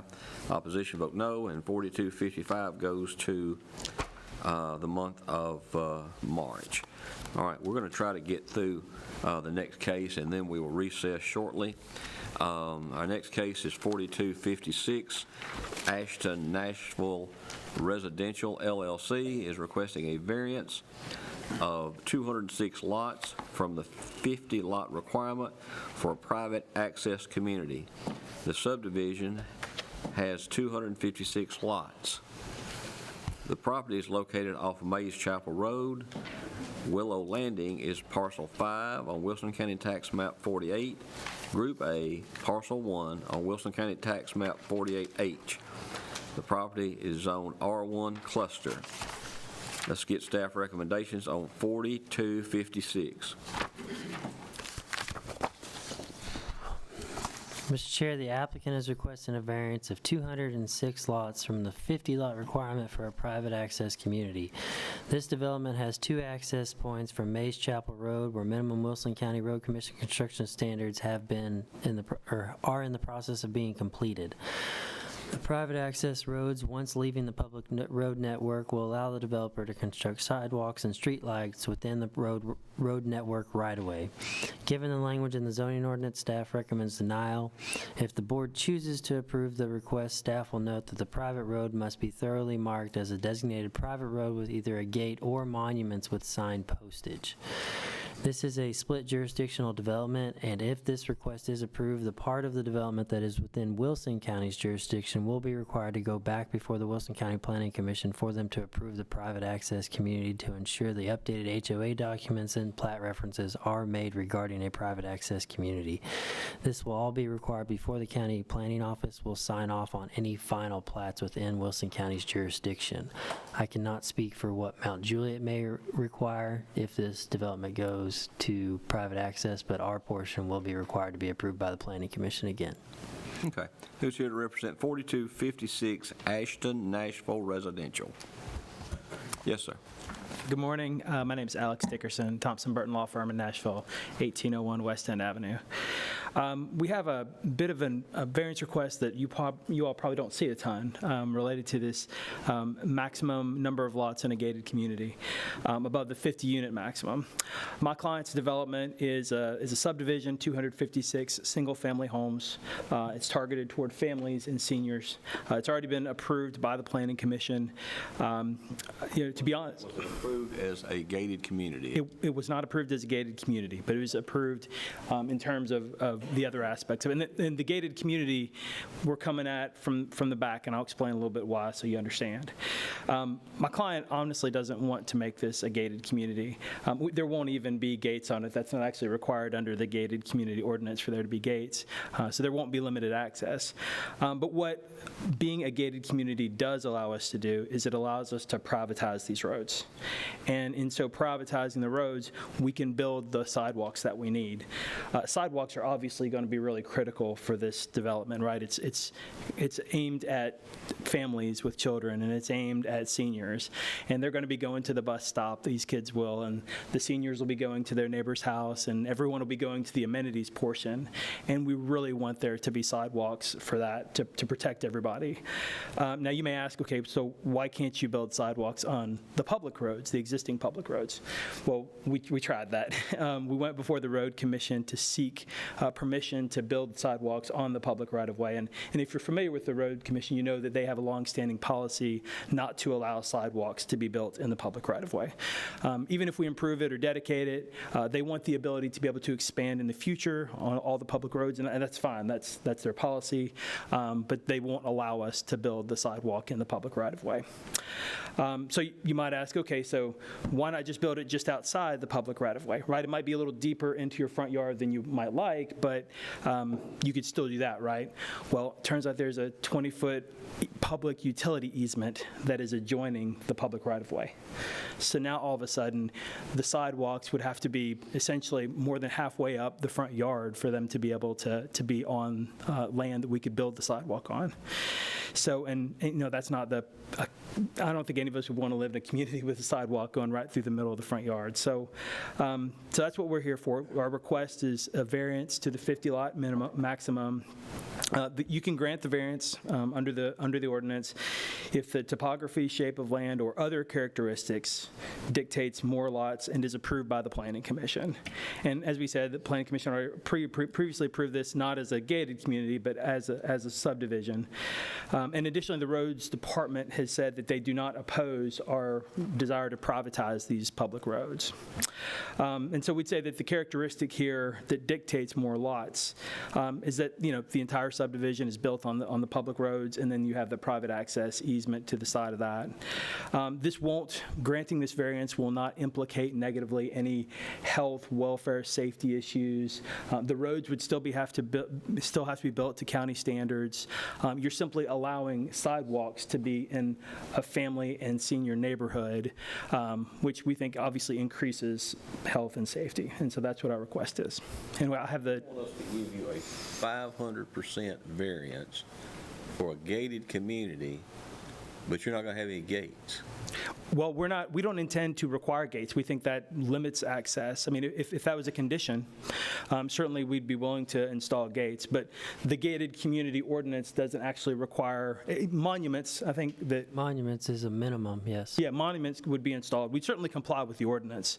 We're just not looking to gate it off unless that's something that would be a requirement of this body. Your basis is this is for sidewalks. Yes, it's entirely for sidewalks. We would not be here but for the sidewalk issue. Well, let me ask a quick question. It looks like in these pictures you've built roads or beginning to build roads. How much development's been done? And I have the developer here to answer those questions. But really my question is, you bought property that you knew you could only build 50 homes, and now you want a variance of 206? That seems kind of backwards or something. The private access community has a ceiling of 50 units. The development was approved for 259 originally. They've lost 3 lots with design standards, so it's for 256 now. They're just asking for a variance in the private access side. The lots are approved in there. I'm still confused how you get 500% more. My name is David Brock. I'm sorry. Hold on just a moment. Let's get these questions answered. Do you have something else, Mr. Crockett? No, I was just kind of amazed at 206 lot variance when it's approved for 50. Well, I think the subdivision's already been approved. Yes, for 256 lots. Well, 59, but 56 is what they have. So they're already approved for 256. Mm-hmm. But they would need a variance of 200 if they make it gated. The county has a requirement that 50 is the most you can have in a gated community. I think that goes back to emergency vehicle access and things of that nature, I would think. Okay. So go ahead with your name and address, sir. My name is David Brock. My address is 1825 Acadia Cove Court in Brentwood. I'm the division president for Ashton Woods Homes here in Middle Tennessee. And to answer your question, Mr. Crockett, the community was purchased and approved under Wilson County standards. As we've gotten into the development and started construction, the sidewalk issue came up, and we've explored a number of avenues in trying to construct sidewalks under different circumstances, and we haven't been able to get approval for that yet. So in discussion with staff, they mentioned this private access ordinance, but it's got the 50 home maximum limit. And so that's the variance we're seeking, is just to apply it to the entirety of the neighborhood. And we've even had discussions about having a series of 50 home or less neighborhoods that are contiguous. And it got really complicated about a private access neighborhood accessing another private access neighborhood. And that can all be fixed with HOA documents and legal documents. We thought this was just the cleanest way to deal with, which really the only reason I'm here is for safety. I've been doing this a very long time. Most folks buy homes in communities for security and safety reasons, amongst others. And I've actually personally dealt with a situation where I had a 4-year-old child get hit by a car in a neighborhood that I was responsible for. And so this is why I've been fighting so hard for this, and I take this extremely personally. And when you get into a community like this, there's going to be a lot of people, a lot of vehicles, and children and cars don't mix. And that's the reason that I'm here. Okay. I've got a quick question. Does the, going from public roads to private roads, does that allow you guys to let residents park on the road? How does that play out when you go from a public road to a private road? The public road is outside the boundaries of the property. That's Mays Chapel Road. Everything inside basically what we're trying to do is privatize the 50-foot right-of-way. Right. And so our HOA documents. That's what I'm getting at. Will residents be able to park on your roads inside the gated community? Yes. I will tell you, will that be they parking, or do they park in their garages at their? Well, we'll have two-car garages they could park in, and a minimum of 2 cars in the driveway. So every home will park 4 vehicles.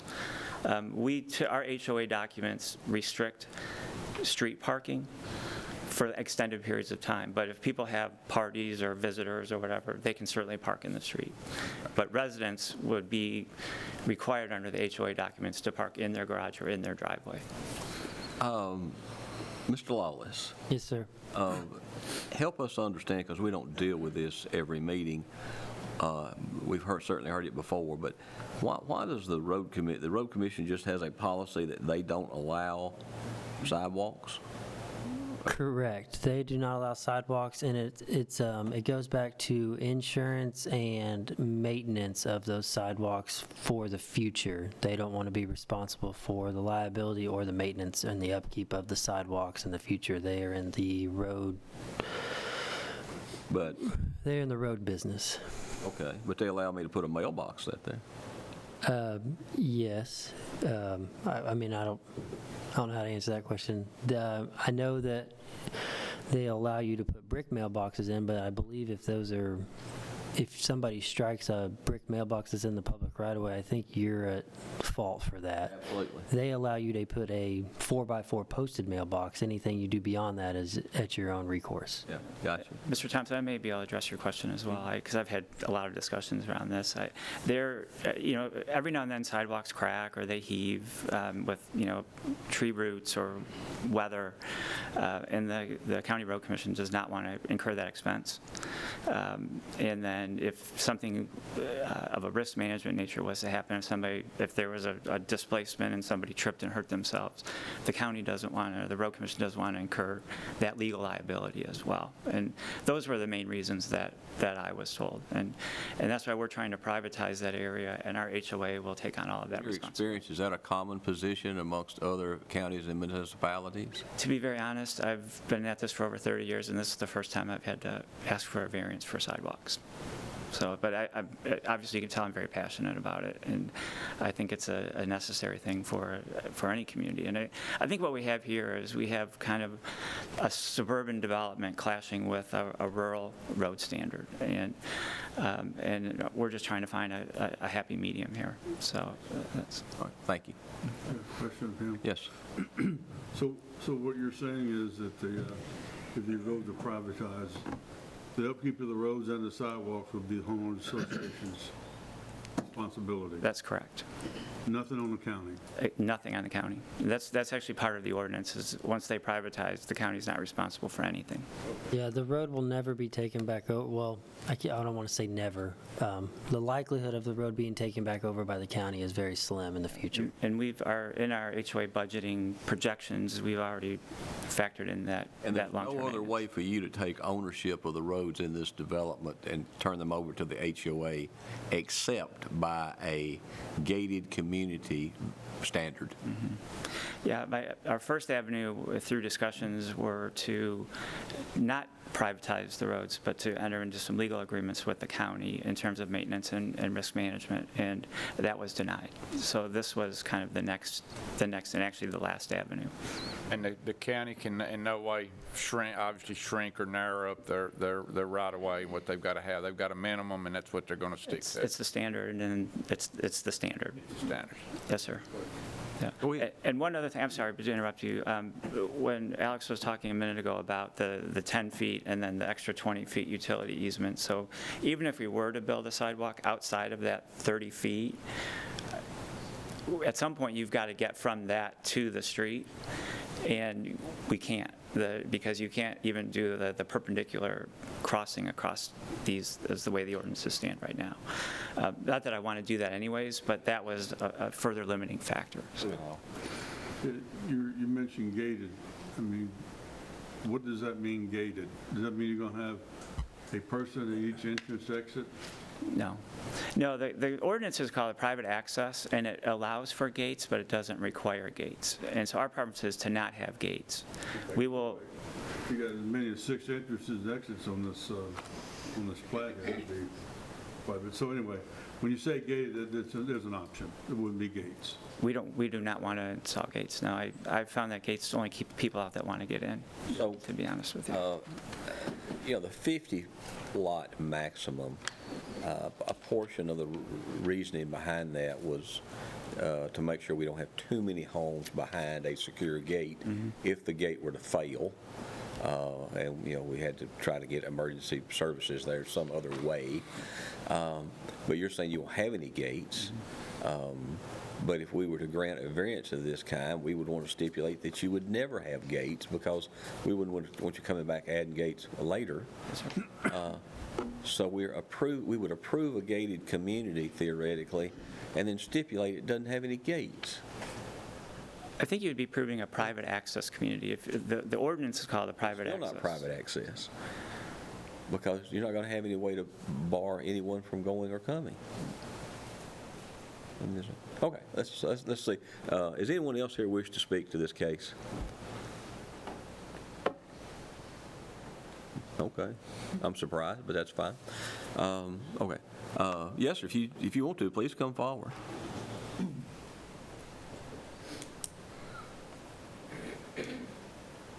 My name is Ronnie Hancock. I live at 730 Mays Chapel Road.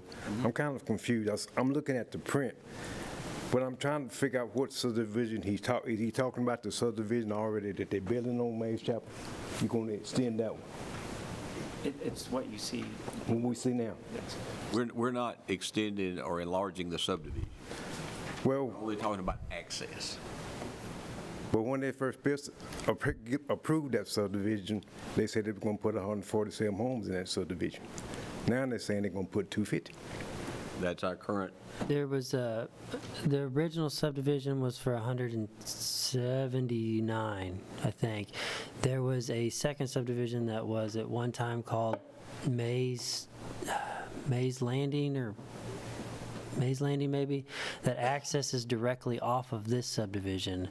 So, and then it has since been absorbed, so now it is one larger subdivision, but it was approved as two separate developments. You approved two, but now it's been consolidated into one. Yes, and that, they actually wanted to come before you a few months ago, but they did not have, it's still, on paper, it's one development. It's owned by two separate entities still, but it's being developed as one. So they did not have previously, 2-3 months ago, they tried to come before you, but they did not have, we did not have the documentation from the other ownership to be able, because since that access is solely through this development, it has to be all of it, because they don't have another access off of a public road network, and that's why they're here before you now. Well, But there it's, were two, and now there's one that's the two were made one. Okay.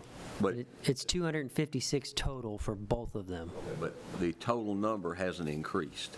No, not since 2021, I think is when they got consolidated. So everybody's coming out of that same access, Mays Chapel Road, of that one subdivision. Yeah, the only access for that development is Mays Chapel, that is correct. There could be a future access, I can't warrant that, but Well, we're not dealing with that. We're dealing with this access thing. But whatever was approved by the Planning Commission previously and it's a will be done now. We're not giving up anything. Okay. Okay, thank you. Thank you, sir. I didn't mean to set you gentlemen down, but I just want to make sure nobody else wanted to speak. Does anything else y'all like to add?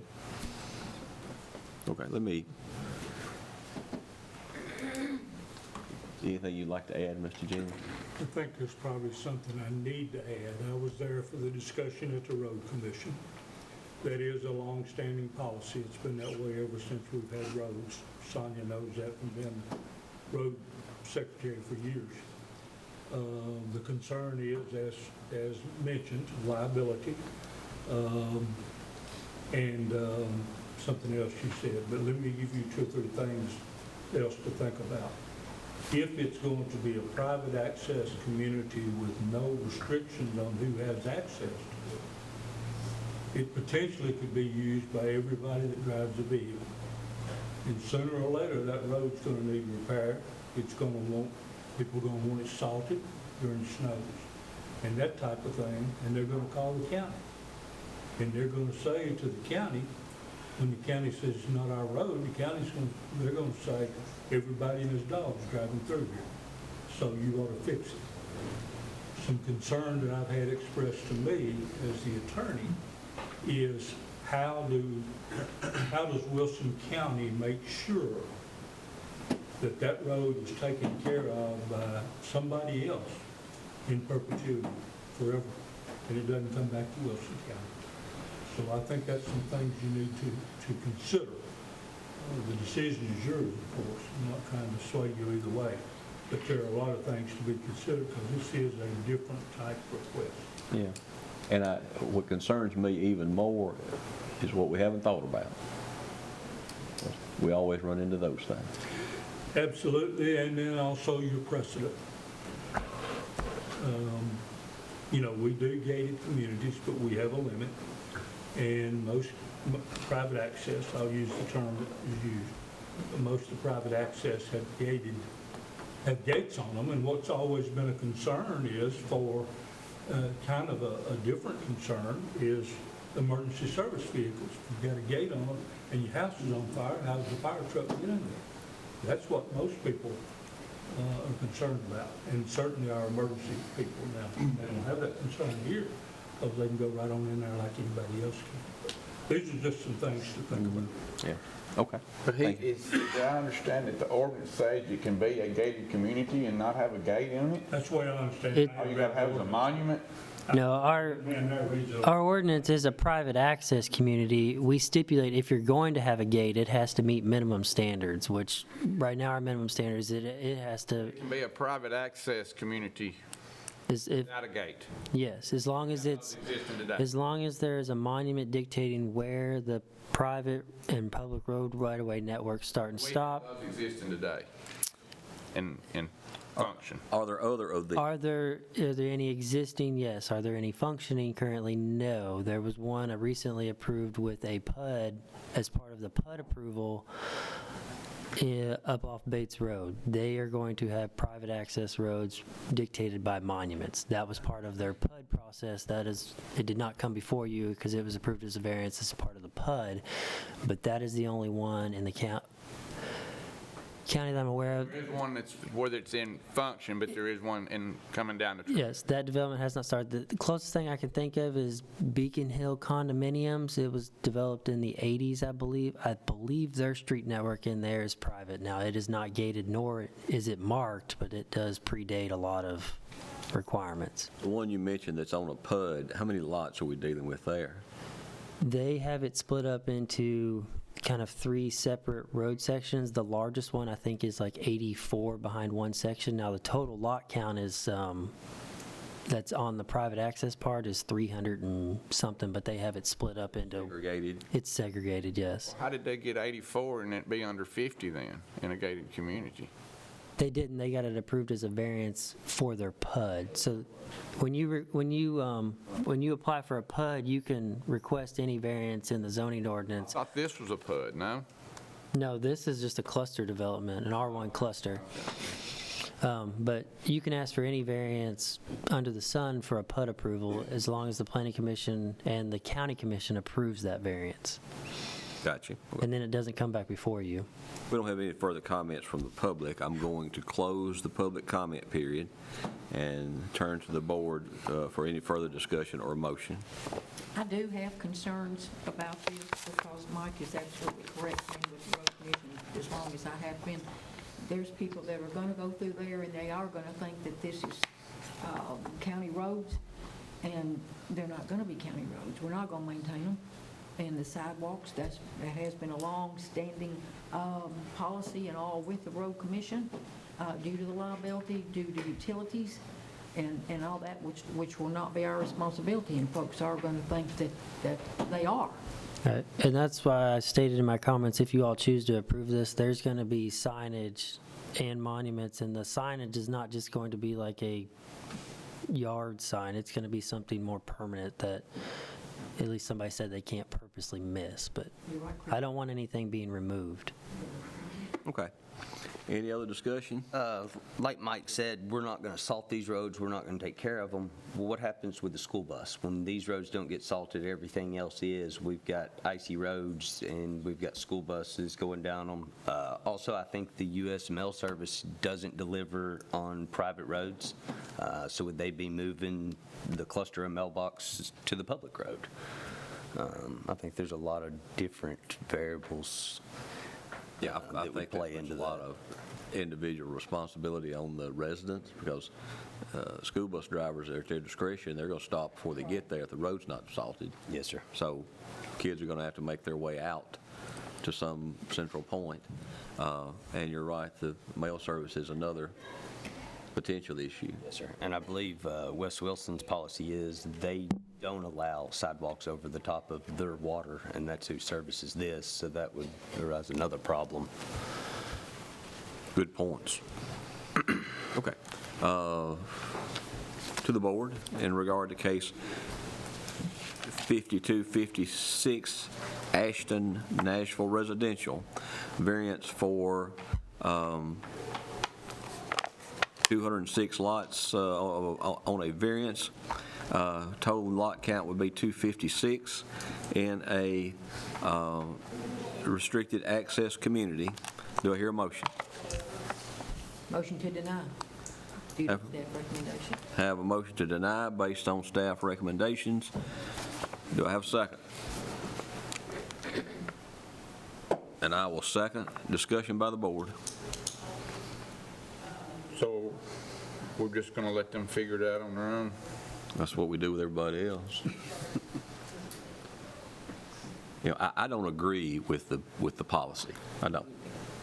I don't agree with that road commission, but it's their policy. For the betterment of the community to let them have sidewalks, but maybe it's not for the betterment of that community.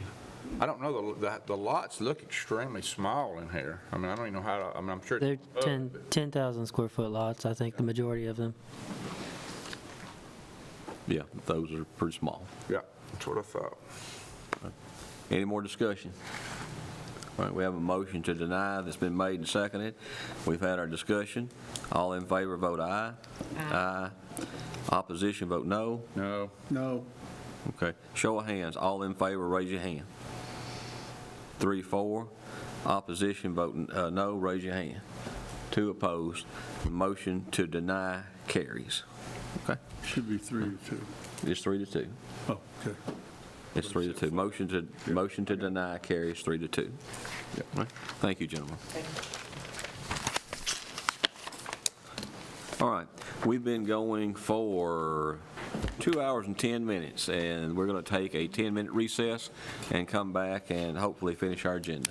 Okay, we'll bring the meeting back to order, please, and we're going to hear case 4257. Michael McCarty is requesting a variance of 4 feet from the accessory height requirement of 22 feet. If approved, the proposed structure will be 26 feet in height.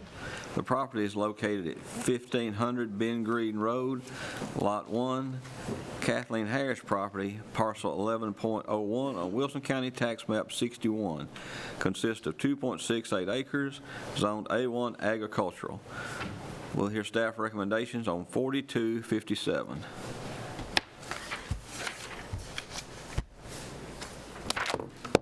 Yes, sir. The applicant is requesting a variance of 4 feet from the accessory height requirement of 22 feet for an accessory structure to be 26 feet. Given the language in the zoning ordinance, staff cannot recommend approval. Okay, who's here to represent 4257? McCarty, yes, sir. Hello, I'm Michael McCurdy, 1500 Ben Green Road. First off, I want to say that it's actually, I'm planning to do a red steel barn there on the back of my property. It's all the way in the back, so it's at least 200 feet past the property. I know Ty visited it the other day. And I'm planning to do a red steel building, and I talked to the people that provide that in the builders. I actually only need 2 feet. I don't need the 4. I only need 2 feet. Anyway, I can tell you more about what I want to do in there if you want to hear it, or I don't know if it matters.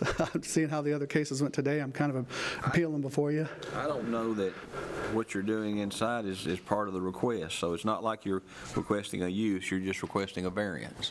Yeah. Height. You know. Yeah. So you can say whatever you want to, but I don't know that it's necessary. Yeah. Well, I will ask, and it may lead to that, is why do you need that extra? well, it's not a car collection. It's not because of the way it looks. Right. No, honestly, I played sports my whole life, and as I'm the freshman class of the seniors now at 58, and I got into pickleball about 2 years ago, and it's kind of changed my life. I play with 80-year-old guys, 80-year-old women. I play with people of all ages. I played with 76-year-old women, and they kicked my butt, and I said, I love this sport. And so being relatively new to Tennessee, you know, I can't really play in the winter, can't play in the summer, it's too hot. So one of the uses of it is I'd like to put a little pickleball court in there so I can play pickleball in there. And I tell you, if you haven't heard of it or played it, regardless of the outcome today, come see me because I'd love to teach you how to play. But it's so much fun, and you burn a lot of calories. And I don't know about y'all, but every 10 years I gain 10 pounds. So trying to stay healthy, live a long life for my grandkids, and I wanted to be able to have a place to play with them and inside there. And so that's one of the main reasons, the height, because when you play pickleball, sometimes you lob it and it goes up and hits the ceiling. So that's one of the main reasons for the height request. Thank you. Mm-hmm. Any questions from the board for the applicant? Okay. Does anyone else wish to address 4257, McCartney? All right. I'll close public comment on 4257 and turn to the board. Do I have a motion? I got a question first. You say you're going from the 4 foot that you're asking to 2 foot. Mm-hmm. What about if you did away with the 2 feet and just went to the required height? Yeah, it impedes the, I don't know if you've played pickleball or not yet, but sometimes when you go to do the lob, it hits the ceiling and impedes. You could start a new way of playing pickleball. Yeah, you do get in trouble when you lob to 80-year-olds, so I'll tell you that much. But they don't like it. But yeah, it would be nice to be able to do that. I mean, there are other things with where I was going to put a 14-foot door, like a garage door on it. I don't have an RV. I don't plan on buying an RV. My wife wants a pontoon boat someday, but if I put a door there I can't get a 14-foot door on the one side, you know, too. But I mean, that's a minor issue. Honestly, it's just I'd like the height. On the end? I can get on the gable end. I'm learning these terms. terms. I'm a computer programmer, I'm not a builder, so I'm learning these terms like gable and pitch and things like this, but yeah. And I can be under the rating on a 212 pitch versus a 312 pitch. That'd be 21.5, so I'd be under, but I don't think it would look that good, but it sounds like y'all don't care about how it looks, because the first guy was trying to do about how it looks, and you know, I like to look nice, sure, but I mean, my main reason is for the height for the pickleball, you know. I used to play volleyball too. I'm actually pretty good for an old man still, but I don't plan to play volleyball in there, but you never know. You know, just a place to go, get out of the house and burn some calories in the winter and the summer, you know. All right. Okay, we've closed public comment. I'm ready for a motion on 4257.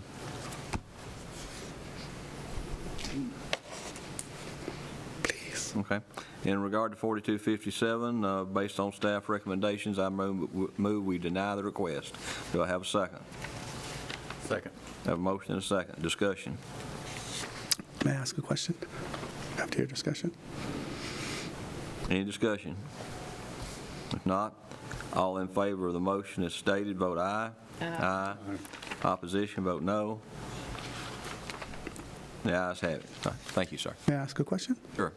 So this is new to me coming before the board. Yeah, so is there a case where you guys ever approve that? I know there's a case if it matches the pitch and the building materials of the house. That's already been stated to me. But it seems like anybody that wants to do a barn metal, it's like it's really pointless to go through this process. Is that kind of what, 2 years ago, I looked through the records, you guys were approving these variances. So is that just changed? Are y'all trying to just change it? I was just curious how that works. We only speak to one case at a time. Right.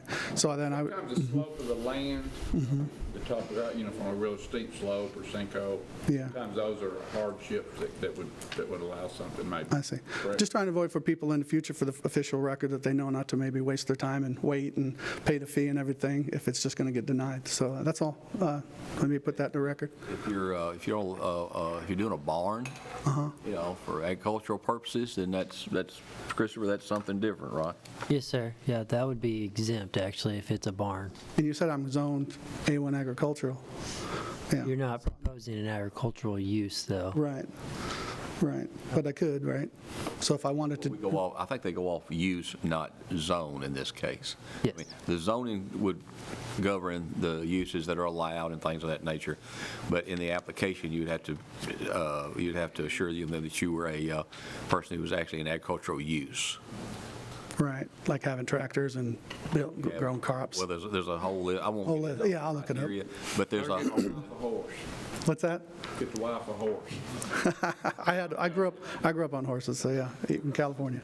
But there's a whole list of criteria that the staff can review with you if you'd like. That's okay. All right. Thank you. Thank you. Okay. Our next case is case 4258, Sean Tibbs, requesting to use property for a senior daycare.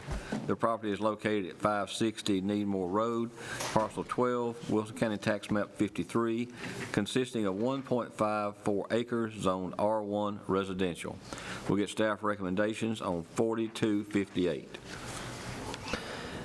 Applicant is requesting to use the property for a senior daycare. Daycare centers are not a permitted nor listed use on appeal in the R1 zone district. Given the language in the zoning ordinance, staff cannot recommend approval. If approved, this use would be under the same Tennessee health safety requirements as a child daycare would be required. I don't have a way to dictate on the age based on my research. I will let you know that daycares are a use on appeal in the A1 district if the applicant were to downzone, but the current property is zoned R1 and the use is not allowed on appeal or outright. So this use, nor a daycare? Yep. This use is not allowed in R1 zone district, is that correct? Nor as a use on appeal, yes. Okay. What about a daycare center? No, I looped it in as a daycare center for our Daycare of any age. a daycare of any age. I did not dictate a difference between whether it be an infant or senior. I don't want to go down that rabbit hole. I understand. Okay, good deal. Who's here to represent 4258 Tibbs?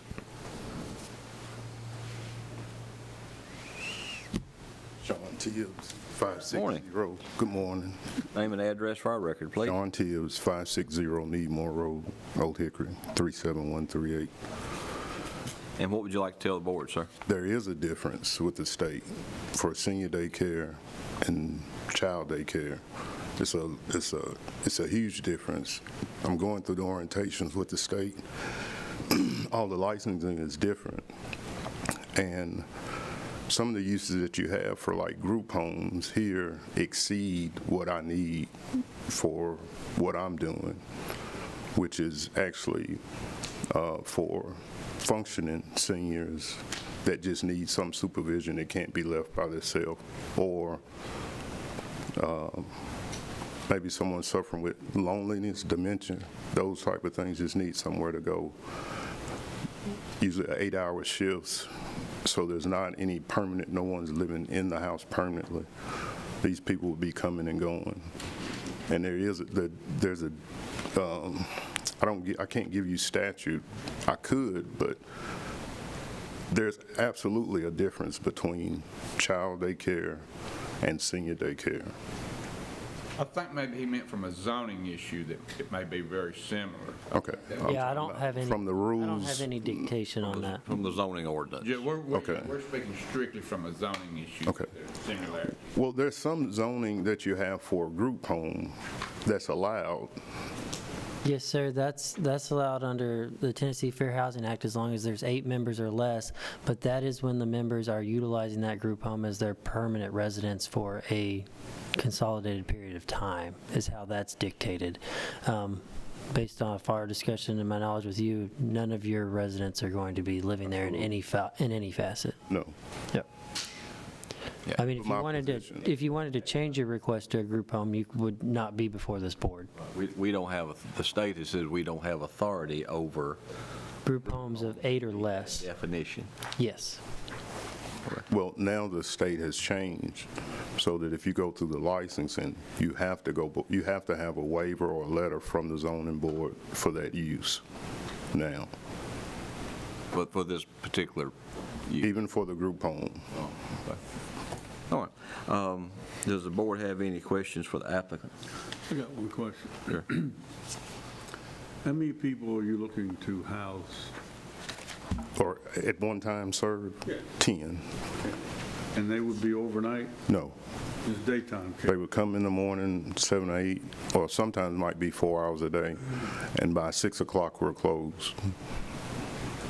Gotcha. So And I got a question about with 10 people with a sewer.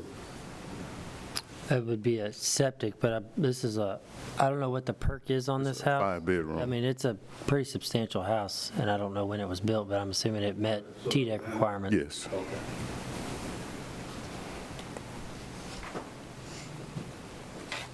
we have a field activity report in here. I don't know that we have a bedroom count. We know it's a, what, 5 bedroom? Yes, sir. Okay. You know when it was built? 2007. This document says there are no other records on file, and it was from, well, this is from 6. It says here March 17th of 06. It was finished in 07. Gotcha. Okay. There's another one here from 10. Yeah, I'm looking through there. Okay. All right. While I'm looking through, does anyone else wish to speak to this case? 4258 Tibbs. All right. If not, I'll close public comment and turn to the board. And 4258. So, Mr. Lawless, you're telling us that daycares are not allowed in R1. That is correct. I mean, it's our most restrictive district. It doesn't have that in there. All right, turning to the board for discussion or a motion. I tried to go through and look at the septic tank. It looks like it was recommended for some more field lines added, but it never says in there if that was done or not. Is that correct, Karen? I think what they did in looking at it, I think what happened was there was an older home there. Yes. And then the older home was torn down, and they possibly could have used the existing tank. Well, there's part of it in there, says it recommended additional field lines, but it doesn't say it was done, but Yeah, I saw. that's all I could see in there. Basically the same thing, is there's several field reports. Right. But nothing from the original approval. And I think that answers the question, what Karen said of why there are no records. These records are relatively new, but there aren't any original records because there was a house that predated the one that was there. Yes. So that, And it does state that house is new, built and connected to existing septic system per the owner. yeah, gotcha. Okay. Again, turning to the board for a motion.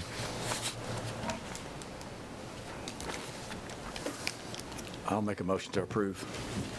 Have a motion to approve 4258. Do I have a second? Second. Have a motion and a second. Any discussion? Are we, if daycares aren't allowed, are we viewing this more as a group? Are we going the way as this might be comparable to a group home, or how are we viewing this? You'd just be approving the use as requested. I would, if you do approve it, I'd prefer if you added that the request adhere to all state and federal standards regarding a daycare. Okay, staff has recommended that state and federal standards be made part of the approval. Who made the original motion? I did. Okay, do you agree with that, Mr. Crockett? Yes. Mr. Crockett agrees. I second, so I agree too. Okay, so that is now part of the approval that all state and federal standards be applied and enforced, and the applicant agree with that? Yes, sir. Applicant agrees. Okay, any further discussion?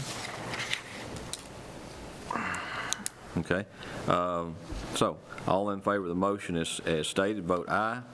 Aye. And all opposed, vote no. No. No.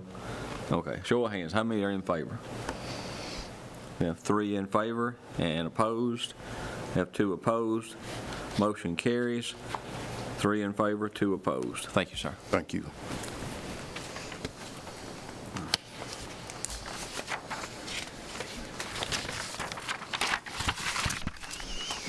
Our next case is case 4259, Byron Gill with Rochelle McCullough and Alls on behalf of Mealer Transportation, requesting to use property for purposes of parking 3 tractor-trailer trucks by the occupants of the property, which are over-the-road truck drivers. This property was denied without prejudice by the board for a similar requested use January 16, 2025. Property is located at 5425 East Division Street, Lot 2A, Barlow and Turner, parcel 41.01 on Wilson County Tax Map 78, consisting of 3.62 acres, zoned R1 residential. We'll get staff recommendations on 4259. The applicant is requesting to use the property for the purpose of parking up to 3 tractor-trailer trucks by occupants of the property, which are over-the-road truck drivers. This is not a listed use on appeal in the Wilson County zoning ordinance for R1 zone properties. The use would fit more within an I1 light industrial, I2 industrial district within the county. Given the language in the zoning ordinance, staff recommends denial. This comes before you as an active zoning violation. Staff has been onto the site multiple times, and although the site is much cleaner than what was originally cited, staff feels that the primary use is still industrial in nature and does not fit within the R1 zone district. Point of information that was also included last time, this property did request annexation into the city limits. That was denied, and they have also requested rezoning through the county process, and that was denied as well. Okay, who's here to represent this case? Morning, Byron Gill with Rochelle McCullough and Alls, 109 North Castle Heights Avenue. So this has kind of been a long road, as Mr. Lawless explained. The property is a 4-bedroom home, and you can see the little shop barn building that's in the back of it. The applicant, Mueller Transportation, is in a trucking business. He's got, they're not employees, they're 1099 contracted drivers that work with his company, and they actually live in the residence. So what happened at our last meeting is there was some discussions about home occupations. There's a lot of, obviously, dump trucks and tractor trailers parked at homes all over the county, and we started getting into that. So we actually went back and amended our application to reflect better what the ask is. Originally, it was through these rezoning attempts and annexation attempts was to actually be more akin to what's across the road, which is all industrial. So there's all these warehousing and trucking facilities just across East Division from this property. While we acknowledge it's R1, it is in keeping with the general activity in the area. So they have since, based on comments and discussions with the county commissioner, et cetera, understood that there's not an opportunity to rezone, not an opportunity to have a full-on trucking parking operation. But it is very important to try to keep the current use, which would be these people living in this home when they're off the road. It's not a continual, always parking 3 trucks, but if these gentlemen are off the road, they live there, it's just like any other home occupation where a dump truck driver comes home at night and sleeps. So that's what the ask is, and we'd be happy to answer any other comments. I think there was some discussion at the last meeting about Mr. Mueller living or not in the property. He is living in the property, and he's here to discuss that with you. So he would have his own truck that he would have on occasion there too. So we've got those as part of the 3 that we're asking for. Be happy to answer. So when are these 3 going to be there? The 3 could come in, because I'm looking at pictures here that were taken last week, and there's all kind of stuff on the site. My truck stays there when I'm not driving. Name and address, please. Miller Takla, 5425 East Division Street. And so when is this transformation going to take place? What do you mean, sir? I mean, I see here many trucks and many things, and you're telling me there's just going to be 3 trucks and that's it. I have removed. And they're only going to be there when they're not on the road. So when's all these other things going to leave? Most of the trucks are not there right now, sir. They left, as I was told. So this one that was there last week is gone? This one's still there, sir. That's my personal one. Okay. And you say you do live at the residence? Yes, sir. Right now, yes. Wanted to make sure that's clear. But all this has been cleaned up. All of it really cleaned up, sir. I have my truck. Current. As last time a gentleman was there, he taken, there was only my truck, and there was another truck that was the person sleeping inside, which is a red one. This one? I don't have those. Yes, sir. He was there, and there was another red one. And if he's living at the house, why is he sleeping in the truck? I'm sleeping in the house, sir. Oh, but the truck is parked there. Wait a minute. Did somebody say there was somebody sleeping in a truck? Was he in it, just starting it, or was he sleeping in it? Wait a minute. Can you answer that one? I don't know. Okay. I thought somebody said there was somebody sleeping. I thought you just said the guy was sleeping there. No, sleeping in the house, sir. Okay. All right. Those pictures were taken, I think it's dated on the front of the very first of that. They're dated February 13th. Okay. And if I may add, the vehicles there are part of the people living in the property. So as far as the not tractor trailers, there, you'll see some, road vehicles, cars, trucks, whatever they are. Yes, sir. There's a service truck. How many people live in the house? Right now, 4. And they have 13 vehicles between the 4 people? No, sir. Some of these vehicles, you talking about semis or? No, regular vehicles. No, these vehicles belong to the drivers. I had to rent a spot by BJ Trailers for them to park the trucks. I have my semi-trucks parked there, and those vehicles belong to the drivers. I don't want to leave them in an open spot that can be broken into, so I shuttle them down and park them in my property. The regular vehicles, sir. So, okay, so the vehicles that are parked here belong to drivers that are on the road somewhere else? On the road, sir. And this truck, this service truck, what is it for? That's my truck. That's your truck? But it's a service truck, correct? Okay. That's currently gone. It's not on the property. It's actually on the road. What about these 2 trailers? Gone, sir. I removed them. I parked it at BJ Trailers now since I'm renting a spot from them. So I want to be clear that I understand. So they, some of the three drivers in it, but there are other people that are working for you, and while they're on the road, their vehicles stay parked here? Was that? Yes, sir. It's much safer to leave them at my house or that property. How many vehicles would that be? How many besides? Maybe like 6. It's a 3-acre lot. I know, but it's zoned R1. Okay. It's a residential lot, yeah. I understand it's good size. All these vehicles run, drives, they're registered up to date. But you have 3 vehicles that park there all the time, correct? Yes, ma'am. Three Tractor. 3 tractors. 3 tractors. Yes, ma'am. They will or will not have trailers behind them? It depends if, yes, sir. I mean, he can drop the trailer off. He could, yes, sir. Will trailers ever be unhooked on property inside? Unhooked? No. There should be no reason for it. Trailer there, it will be hooked to something.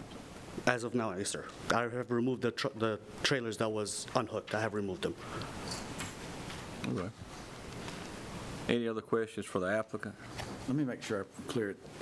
Tried to get it rezoned, but Mount Juliet people turned it down. No, not Mount Juliet, sir. Lebanon. Lebanon. For what reason?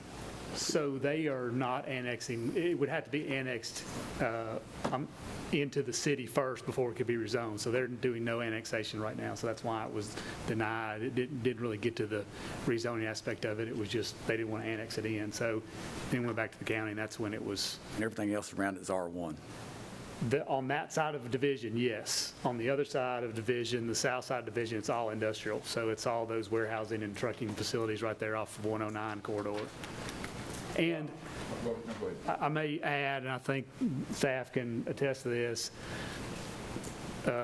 my clients is installed signs, so the traffic is directed to go back out to 109. So there is no traffic heading down East Division. It's just, we're pretty close to 109, so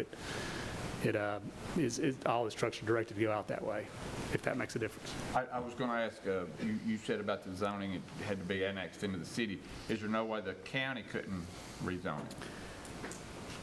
No, they can. They would, they'd have to go back to the city at this point and get, because they had a negative recommendation from the city of Lebanon at one point. They have 10 days to appeal to the county, and that they did not do that appeal. So at this point, they'd have to go back to the city and ask for another recommendation, which in this case, it would be negative, and then they would appeal to the county commission for an ultimate decision. And the city can, or the county can rezone a property regardless of the recommendation from the city of Lebanon. Well, in all candor, the commissioner for that district is not interested in the rezone, so it would be useless to go back and attempt that based on the conversations we've had.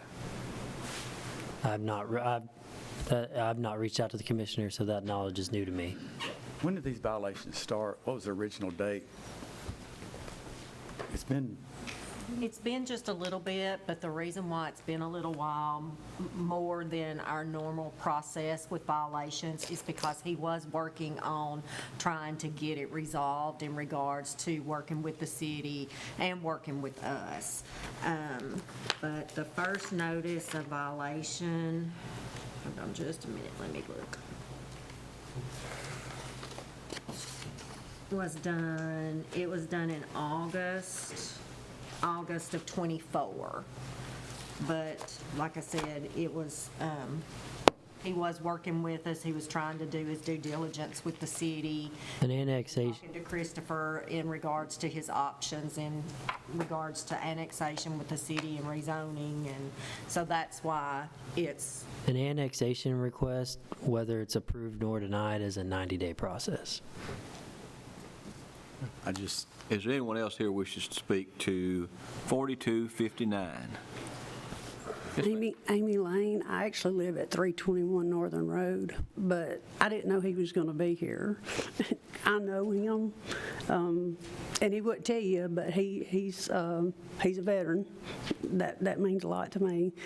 But they're right. His trucks will be going straight back to 109. They will not be going any further down that road. And I know that road is narrow, but you got a big trucking company just right down the road from him. JetX is right down the road, and they're far are more trucks coming in and out of there than what he's going to be, but I just had to kind of take up for him because he's just trying to park a few trucks. For the guys, it's hard for these truckers to find somewhere to park anymore.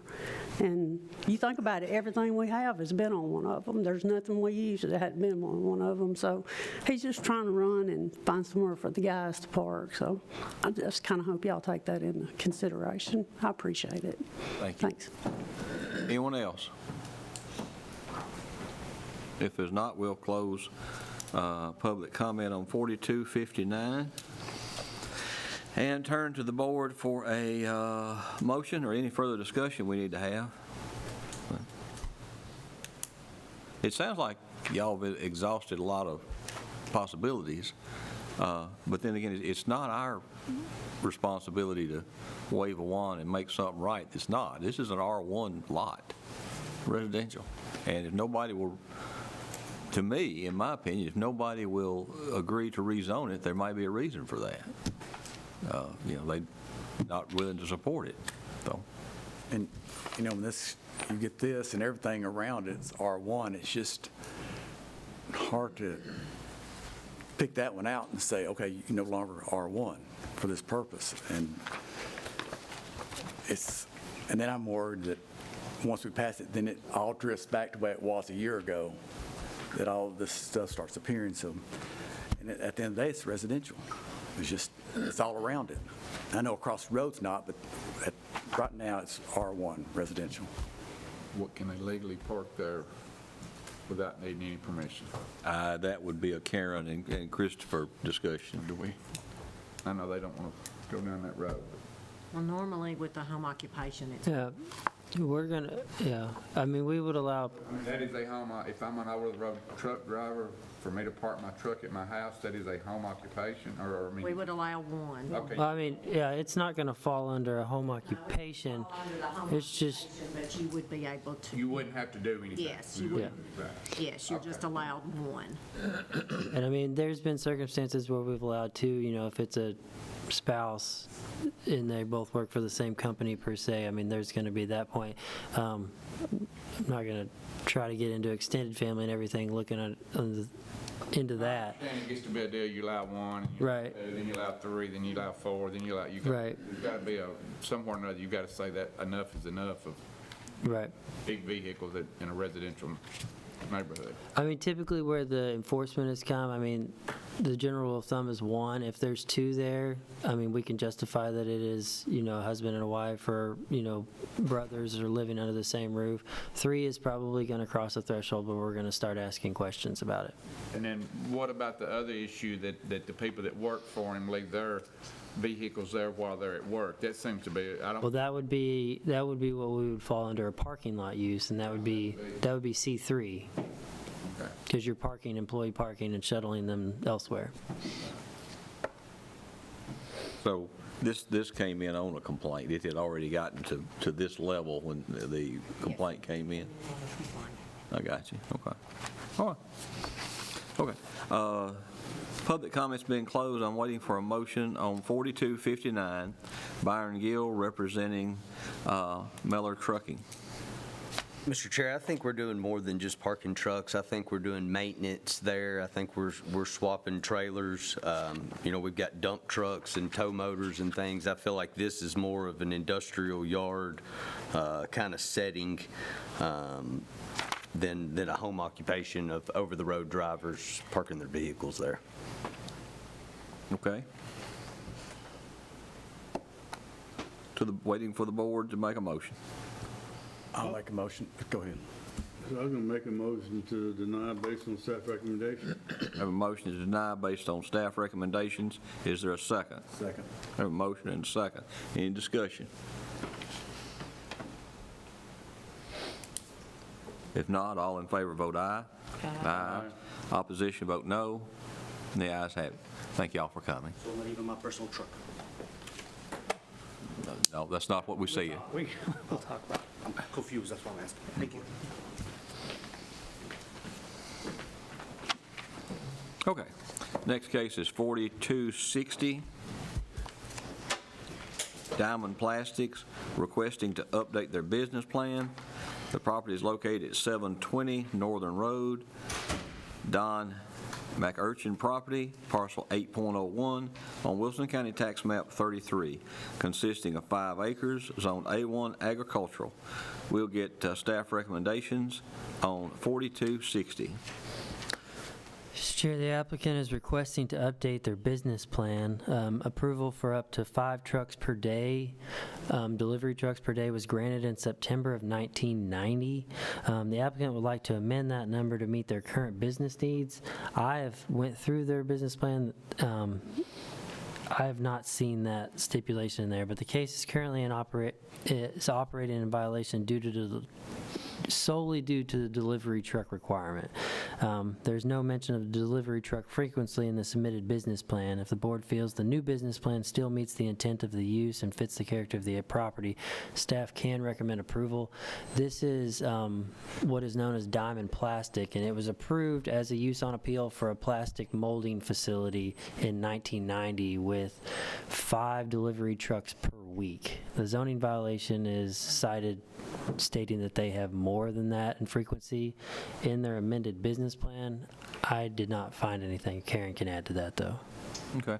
Christopher, I meant to reply back to this because I missed it on your staff recs. Okay. I had a hard time finding it too because I didn't think it was in there, but down at the very bottom under milestones, it says the company started with 5 trucks a week to now 3 to 5 trucks per day. Okay, so they're amending it to have from 5 trucks to 3 to 5 per day. My apologies. Okay. Who's here to represent 4260 Diamond Plastics? Yes, ma'am. My name is Rachel Piercy, 720 Northern Road, Mount Juliet. And what would you like to tell the board? I have nothing to add. That is Okay. all correct. And you're just updating, well, you're updating your business plan? Yes, sir. Based on this, on the number of trucks that you stated? Yes, sir. Okay. Anyone else wish to address 4260 Diamond Plastics? Yes, sir. Come forward, please.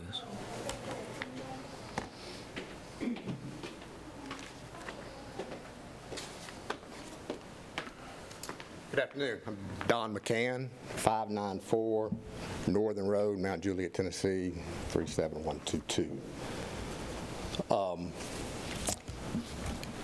In 1990, my father was before this board to request a continuing operation for a plastic injection molding company that was operated by Rick Northern. People showed up to complain about that because of the number of trucks, citing safety issues, reduced property values, noise, safety issues, etc. So during the discussion, it was stipulated that there be an average of 5 trucks per week. And I was at that meeting, and I can tell you it wouldn't have passed without that stipulation. So in the 35 years since then, there's a few more residents in that area along Northern Road and Cooks Road, as you all well know, and there's a lot more trucks. So Diamond Plastics has been operating outside of compliance for many years, and that's why they're here, is to stating that they have gone from 5 trucks a week to 5 trucks a day. So these concerns still exist for safety, noise, traffic, the reduced property values, road damage, etc. And there's some folks here to talk about that. Some others had to leave, and I think the snow kept a few out. But it's safe to say those concerns still exist. It's just 5 times the amount of concern. The other thing is, my understanding is because it's a commercial property, because it isn't a commercial property, there's no stipulation with regard to the number of parking spaces. So this number of trucks per week really is the only way to govern the number of trucks that will be going in and out of there, is my understanding. Well, you mentioned you've been around down there for quite a time. When it was originally approved, was Northern Road, is that where we are, Northern Road? Yes, sir. Was it gravel then? Not when it was originally approved, I don't believe. Huh. Okay. I thought it was. It was when it was operating then as DUSO. It was the first factory building was built in. Okay. They used to oil the roads, I remember. All right. Anyone else wish to speak? Yes, okay, come forward, please. Y'all just line up, we'll hear you.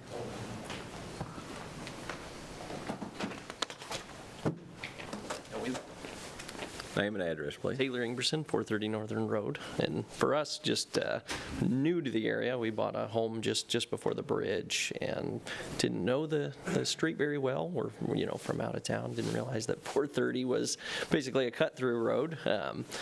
We've had a recent fatality at the end of that Northern Road that was an accident, and it's already a high traffic road, and just to add more to it is obviously a concern. Our daughters play in the front yard. To add another, that was one of the first things when we had kids out playing and people saw them by the road. They were like, you do know there's semis that come up and down this road. We didn't at the time when we purchased, but obviously we've seen that since. And to increase that even more is obviously a concern. How many? What's that? How many semis? That we see a day? It's 3 to 5 probably a day. But, yep. Thank you. Thanks.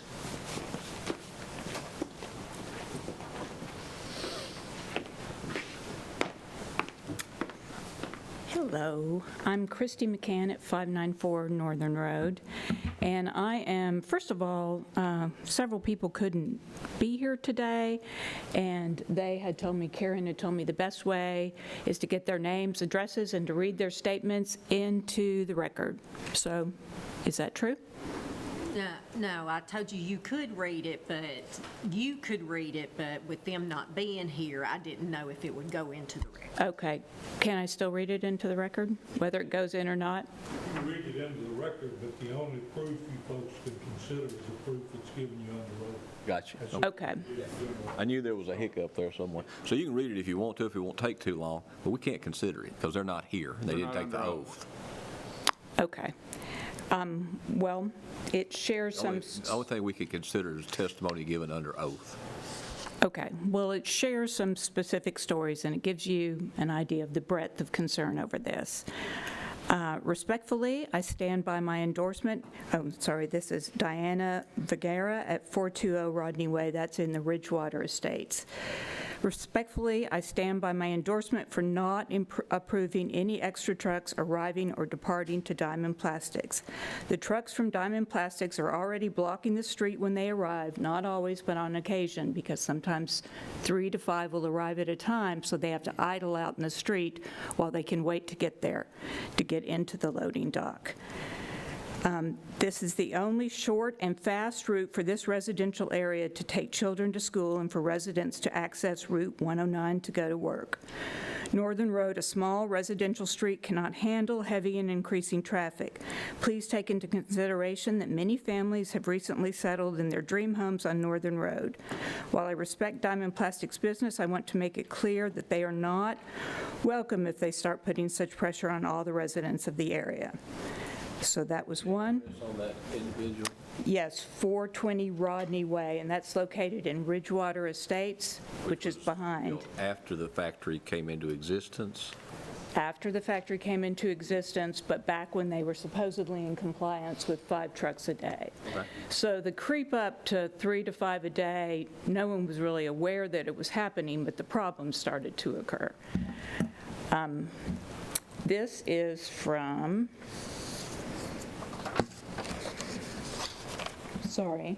Cheryl Gregory. She's at 2913 Cooks Road. To whom it may concern, I am opposed to the new business plan for Diamond Plastics at this point because it involves adding more semi-tractor trailers on a roadway not big enough to accommodate the large trucks, so that regular vehicles can safely maneuver through the roadway as well. I have personally had to wait while a large semi-truck, there is a pellet machine where they drop off the product before it's developed into the plastic, and that truck has to come in, maneuver, and while it's maneuvering, it will block the entire roadway. So people have to go around alternate routes or sit there and wait. And This is what she's talking about. So I personally had to sit there and wait. Once I had to go around because one of the trucks had pulled into the ditch and was blocking the road, and I could tell it would take a while.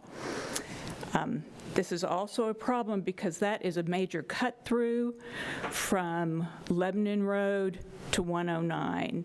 So there's a lot of traffic already on that road, and the more trucks that are on the road, the worse the problems get. People cut through there as a shortcut. So they're coming down Lebanon Road, they come down Cooks Road and Northern Road, and they're both pretty rural, I'd say, because they're two-lane highways and they have absolutely no shoulder on them. So on Northern Road, it's deep ditches, so if the truck goes into the ditch or if a car goes into the ditch, you can easily get stuck. And it's there are many, many families in there, so their school buses are going through all the time. So there's a lot of traffic. And, go ahead. Go ahead. No, I do have a question, but you go ahead and get through your comment. Okay, absolutely. I have a question about if you're is this set in front of Rock Bottom Stables, the location of this? Okay, I'm familiar with that area, so I wanted to make sure I really understood where it was. But Yeah. It's where, okay, thank you. So those are those two issues. There's also a relatively small bridge, and I don't know in terms of weight how it's determined to accommodate those trucks, but best case scenario, 2 cars have to very slowly cross over that bridge. When you have semis going over it, that's all that can go over it. And so I don't know what the specific zoning issues are regarding that, but I wanted to mention it. Then my own personal statement is that I'm opposed to codifying these 5 trucks a day, and it's not just, I mean, I don't know if they come on Saturdays or not, but I know that the business operates on Saturdays and Sundays. I feel like I did a little bit of research. I'm sure all of you know all of this stuff, but 57% of fatal truck crashes occur in rural areas where local roads are not designed for heavy traffic use. And these roads were just not designed for heavy traffic use with semi-trucks. Traffic has increased dramatically over the years since this business was originally established. And this has come with big residential volume increases. And Ask, the residential increases are there, and that's okay, they're there, oh, go ahead. but the factory increase is not okay. Is that what we're saying? I'm saying the difference between residential cars driving through and semi-trucks who are maneuvering in there, blocking or causing potential problems with children and pets, which are now just much more abundant, is problematic. So 5 trucks a week is manageable, possibly, to be absorbed, but 25 to 30 a week is not. 5 a day is not. That represents a massive increase. I have to tell you that unless you're a civil engineer or a registered traffic engineer, we can't take that test. We can't consider the testimony. We can say, okay, she's concerned. Well, that's fine. But we can't say, well, this can be absorbed and that can't. We can't consider that statement because you're not an expert in the field. Totally understand. I did want to mention that, ironically, the Mays Chapel development, which has no one living there yet, but is an increase of 300, this is just supposition, not an expert, but you add 300 more homes coming out and using that as a cross-through, that's just going to increase traffic, increase problems, my opinion. There are 2 more major developments going in on Bender's Ferry. Again, they will be using this as a cut-through. There will be increases in traffic, more problems. So these when you compound that with 5 additional semi-trucks a day on that narrow little road, trying to pull out on 109, I just anticipate problems, in my opinion. Mr. Jennings. Yes. I'm sure you listened to this discussion. Can we, yeah, I know what was stipulated back 35 years ago, they could have, 5 trucks a week or whatnot. But can we really tell a truck driver on a public road in Wilson County whether he can drive down the road or not, as long as he's not exceeding the speed limit? No, the state people will tell you that's what they pay they pay X amount of taxes to operate trucks, if they can do. So, no. So if there were 30 semis that wanted to just drive up and down Northern Road for their pleasure, they just went sightseeing, there's nothing we can do about it. They can do that unless they're causing some kind of traffic problem, something that they're speeding or any of the laws that we have to abide by. Right. Okay, I just wanted to check that. And it does cause traffic problems. Okay, thank you. All right. Clarified this, but I want to be really clear that you're stating that the trucks are tractor-trailer trucks. They're not cargo trucks, they're not cargo vans. Semis. They are full-size semis. Semi-trucks, that's right. You said that pretty clear, but I wanted to really be clear for the The record. bridge is rated for 23 tons. Excuse me. You were here and left, didn't you? So you're coming back. Let this lady finish. Okay. And then you can come back if you need to and say what you're going to say.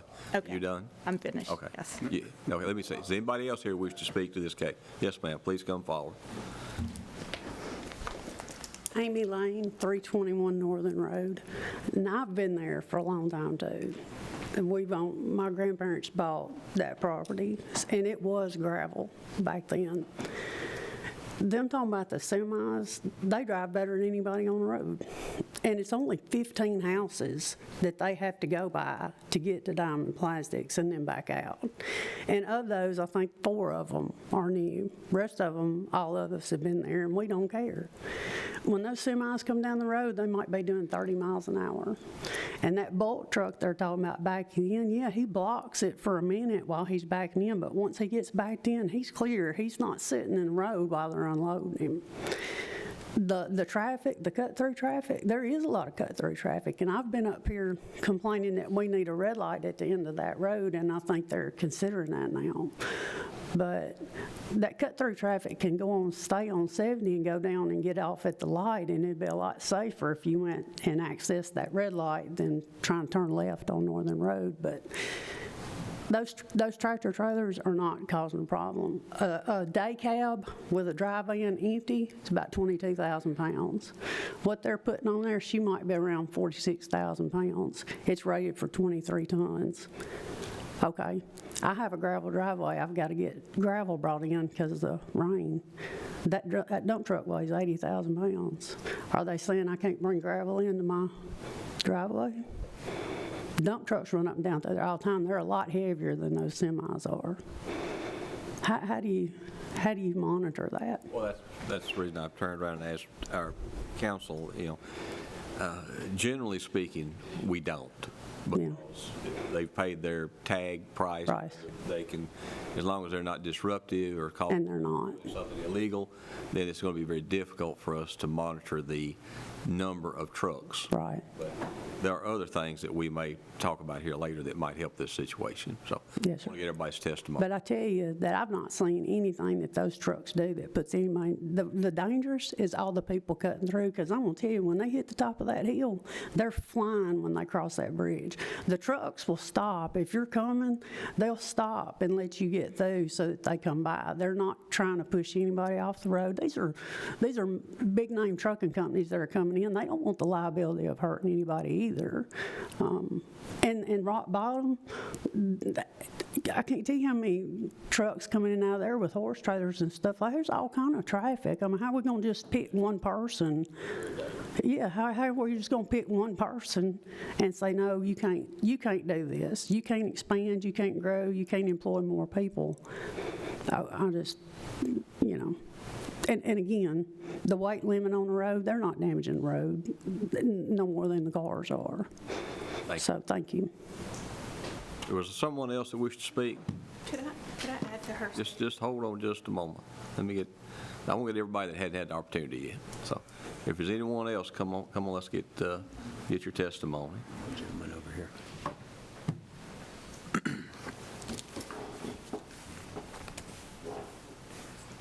My name is Diane Levine. I live at 1990 Cooks Road in Mount Juliet. I don't know if I can reference some of the testimony that Christy read from emails from people who couldn't be here. So if that's, I just want to echo some of the things that she read, that were said. What you have to say. I'll tell you what I had to say. I have lived probably within at least a mile as a crow flies of Diamond Plastics for about 26 years on Cooks Road in 2 different homes. So I'm right around the corner from Northern, and it has become like my escape route, because this is just, I'm sorry, I don't want to ramble too much, but it's just the congestion, the traffic, the number of developments and homes going in, and the fact that for some nonsensical reason, Lebanon Road is 4 lanes all the way from Nashville to almost the end of the city limits, and it goes down to a bottleneck, and it has become a huge bottleneck all the way to 109, and then it's 4 lanes again to Lebanon. So that's 2 lanes. Then we've got, as we've seen, the Mays Chapel neighborhood going in of 256 homes, and the developments on Bender's Ferry and Kerr Road. At the end of where I'm not sure what's happening on some property that was just auctioned off at the end of Cooks Road. I've heard some rumors that are disturbing. I go to Gallatin now to shop because I'm physically closer there. I can't even get to Providence or the stores I used to shop at, because it's just with the schools and the construction. So that said, Northern Road, I can just pull out of my driveway, go past a few houses, and cut over to 109 to go one way or the other. It's very narrow. I'm happy. This company, we've coexisted since I've lived there, which is moving from Davidson County for like 26 years, and I'm happy that their business is successful and growing. I mean, I'm happy for them. But there's got to be, I think that road's way at capacity, and just like 109 had to be widened, and I listened to dynamite go off at even late at night for years. I'm so happy that that's been improved. But as far as Northern Road, I mean, I just, school buses, the type of activity that we're discussing right now going on at this company. I've been up and down that road where Amazon, UPS, FedEx, they don't pull in driveways. They just block a lane and put their flashers on and go up to houses, because I guess they don't want to pull in and out. And on and on and on. But that bridge, it is. We get the idea. We treat it like a 1-lane bridge. I mean, it's. We get the idea of the. So I'm just, it's a problem. I don't know. I don't know what the limit can be on the amount of truck that go up and down that. Once we get everyone's testimony, we may offer some guidance. Because we want to coexist and everybody win. But I mean, I do. So thank you for your time. Anyone else? Yes, sir.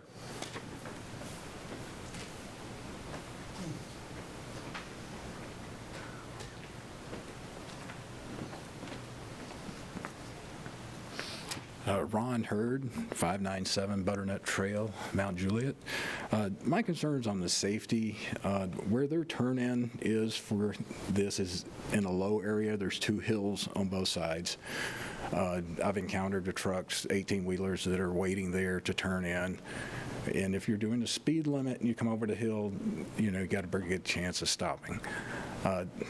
Another problem is, as been stated, a lot of the delivery trucks that are parked on the street, there's maintenance of way sometimes that's going on. These people doing maintenance of way or doing road work, some of them aren't using the traffic signals or anybody to get traffic around safely. We've had to wait on a hill for delivery trucks to move before we could go, even though the driver's telling us to come around. We can't see over that.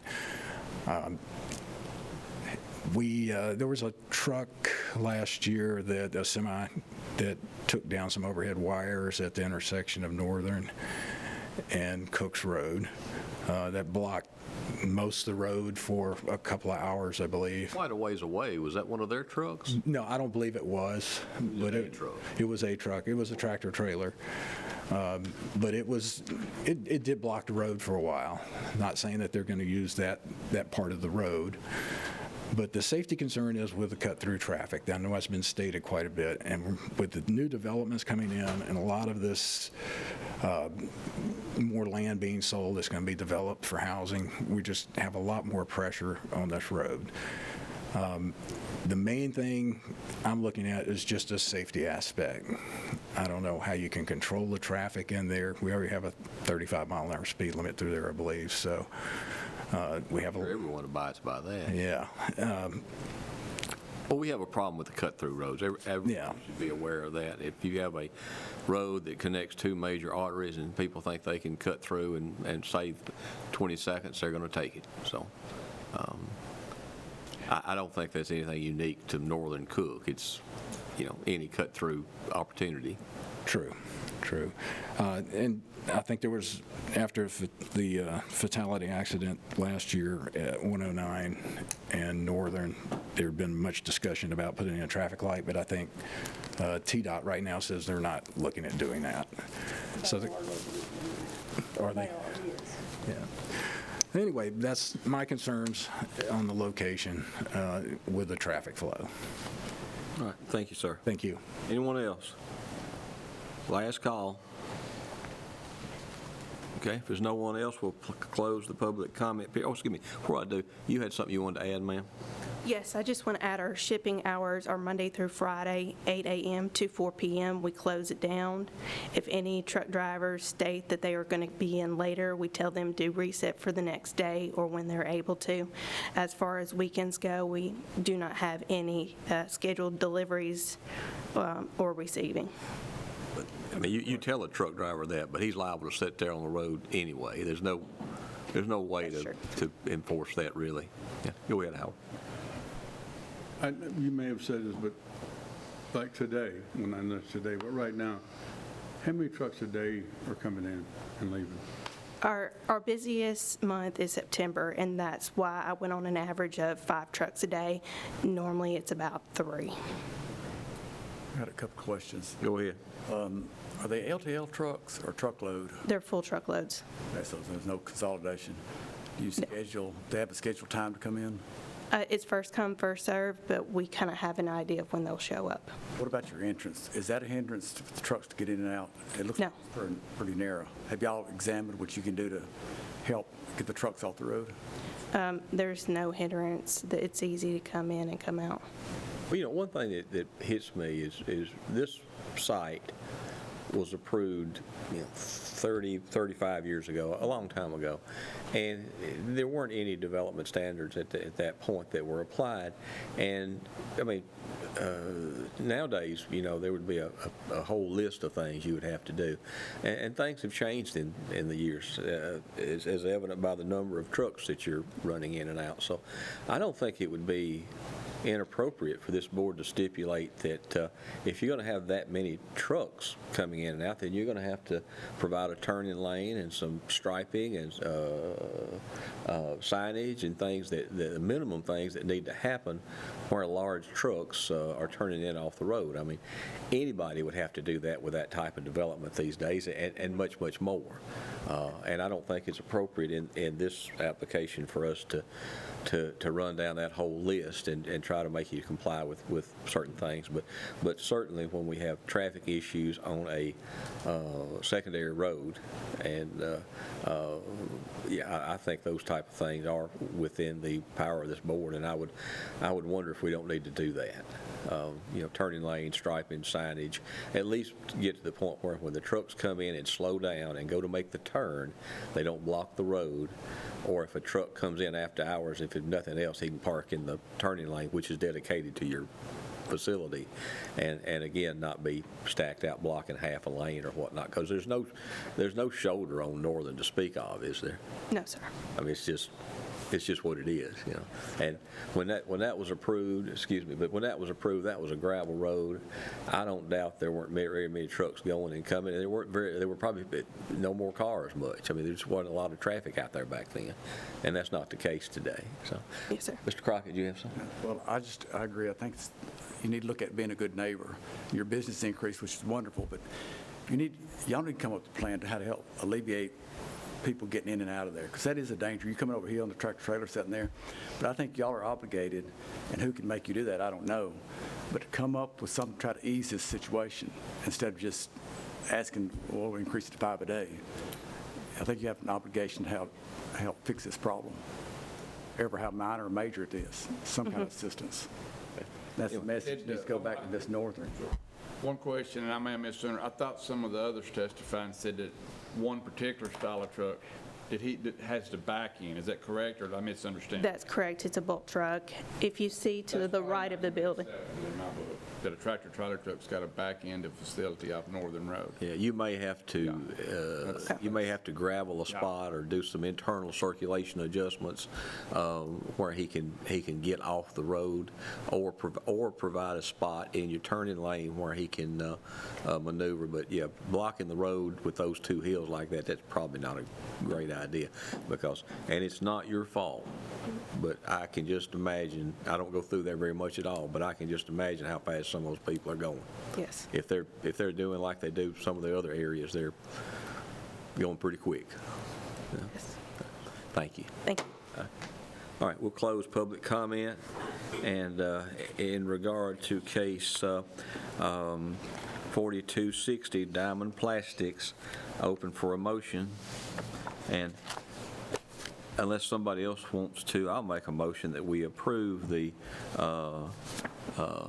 Diamond Plastic revised business plan of 5 trucks per day, with the stipulation that they get with the staff, and we have approved a alternative traffic plan, which may or may include a turning lane, proper striping, signage, and may also include some adjustments to the internal circulation of the property so as trucks can enter and egress without having to, or enter and exit without having to block Northern Road. Okay. That's my motion. Do I have a second? I have a second. I'll make a Okay. second, but also consideration should be some type of time period put on that where it doesn't drag out 2 years, 3 years, 5 years. I think we ought to give them 6 months. That's fine. Okay, so we'll make that motion good for, You want, the 6 months is to have the improvements completed, or the 6 months to have the improvements approved by the staff completed?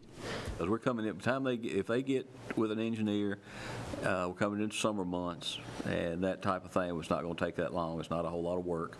And, yeah, I think 6 months is adequate time.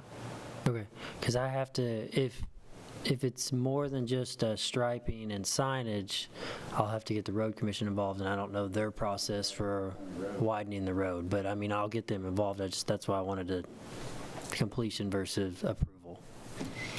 But I'll update you at 6 months if that needs to be lengthened at that point. If there's a legitimate hardship after 6 months, we need to hear it, but Okay. I think it obviously this needs to be addressed. Okay, yes, sir. So, motion to approve with the traffic plan and turning lane requirements approved by staff, completed in 6 months. And who made the second? I did. Okay. So we have a second. Any discussion on the motion? And if not, all in favor vote aye. Aye. Opposition vote no. And the ayes have it. Thank everyone for coming. Who seconded that, Rusty? Mr. Crockett. Okay. Our next case is case 4261, Natalie Chan, on behalf of Chan Family Trust, requesting a variance of 8 feet from the height requirement of 22 feet for accessory structures. If approved, the proposed accessory structure will be 30 feet in height. The property located at 1730 Quarry Road, parcel 30.09 on Wilson County Tax Map 71, consisting of 5 acres and zoned R1 residential. We get staff recommendations now on 4261. Mr. Chair, the applicant is requesting a variance of 8 feet from an accessory height requirement of 22 feet for the accessory structure to be 30 feet. Given the language in the zoning ordinance, staff cannot recommend approval. In the plot plan, this is going to be similar to the last height request. This is for an indoor tennis facility, I believe. Okay, who's here to represent 4261, Chan Family Trust?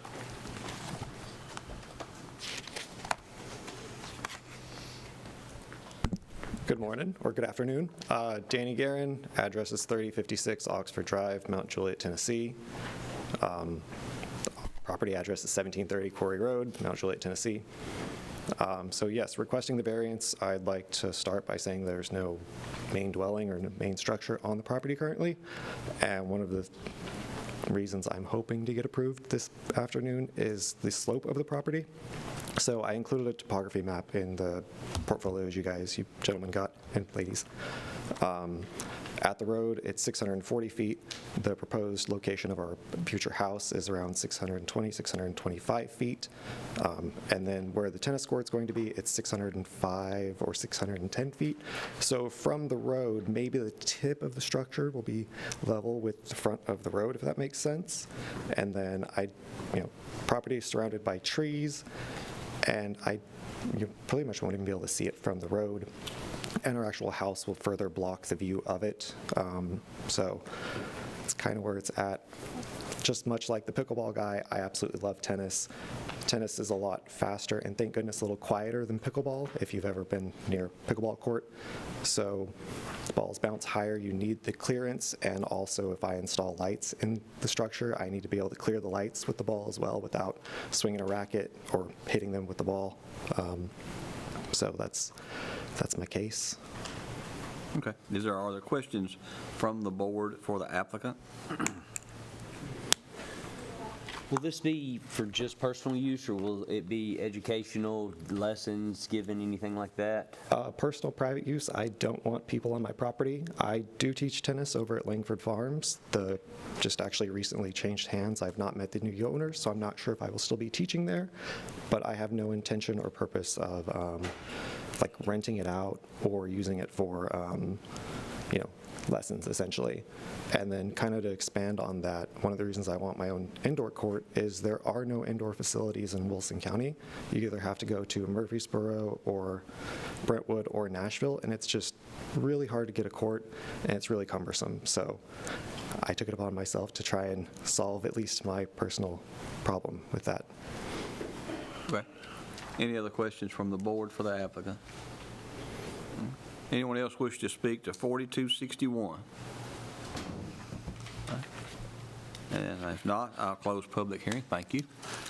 And turn to the board for discussion or a motion. Mr. Chair, I know we've had a lot of these height cases today, and I feel that each case is different and unique. Looking at the layout of that land with the slope and the elevation change, I feel that there is a hardship there with that property that would give reason that the variance should be granted. Okay, but just to, you're not. I'm not making a motion. I'm just making a comment. Got you. Okay. Got you. Question to staff. When you're measuring the height of a building on sloping ground. It's from the midpoint. Do what? It'd be from the midpoint. So you measure from the midpoint. That's what my general rule of thumb is. It would be on a walkout basement. It would. I don't know how we would justify that from that back wall. I mean, it's going to be from the peak typically to the ground. Right, but Yeah. if it's the front, if the building is, the front of the building's so high and the back of the building's 20 foot, 10 foot higher than the front, where do you measure from, the shorter or the taller? I'm good. Not on a level pad, is what I'm asking. And the front of the building is 15 foot tall and the rear of the building is 25. Yeah, I'm sorry. I can help with that. Okay. Where I was in the building inspector's office, what we did was we would take the average. We would do what's at the front, what's at the back, and take the average. Okay. That's what we normally did. Now, it may have changed. I haven't been in that office in a year, a little bit over a year, but that is what was done when I was there. I didn't know. I was curious. But I feel like that kind of coincides with the midpoint, depending on where the peak is. I guess it could drop off substantially, but it's going to be an average. Well, if that's what you do for everybody, that's fine. Yes. I don't agree with it, but if that's what we've been doing, and everybody gets treated the same, I'm Like good. I said, it may have changed. I'm not in that office any longer. That's fine. Okay. Public comment is closed. Any further discussion or a motion?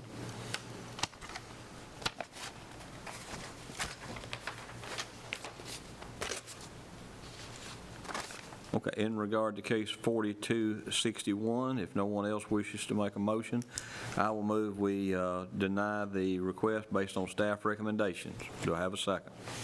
Second. I have a motion and second. Now, any further discussion? If not, all in favor vote aye. Aye. Opposition vote no. And the ayes have it. Okay. Okay. Our next case is case 4262.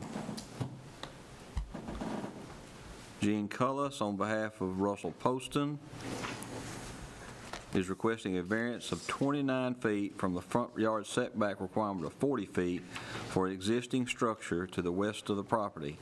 The existing structure is 11 feet from the property line. If the variance is approved, part of the structure will be torn down and remodeled.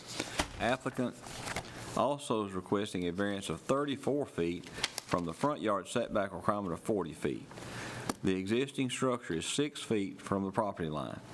If the variance is approved, this structure will be completely torn down and replaced in the exact location.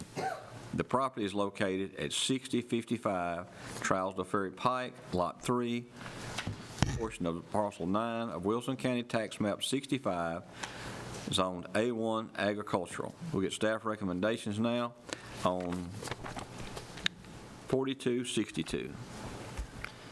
All right, I want to clear up, there are 2 front yard setbacks requested on there. If the second one is granted, which is greater, it would cover the other one, but I listed both of them just because they are currently regarding 2 separate buildings that are both encroaching on the front yard setback requirement. So I'm not going to reiterate what you just read, but I'm going to start with my staff comments.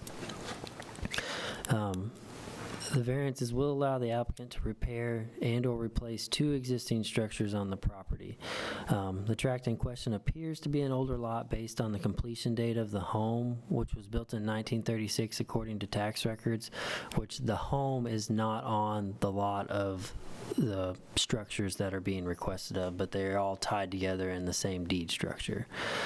Staff was unable to locate a recorded plat of the property to determine its actual age.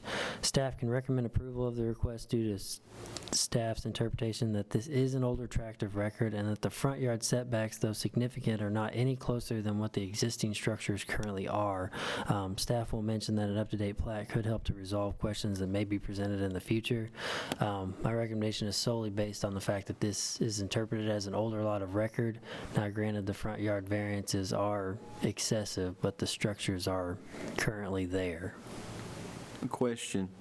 I thought the setbacks, like on 231 South, it were 60 feet.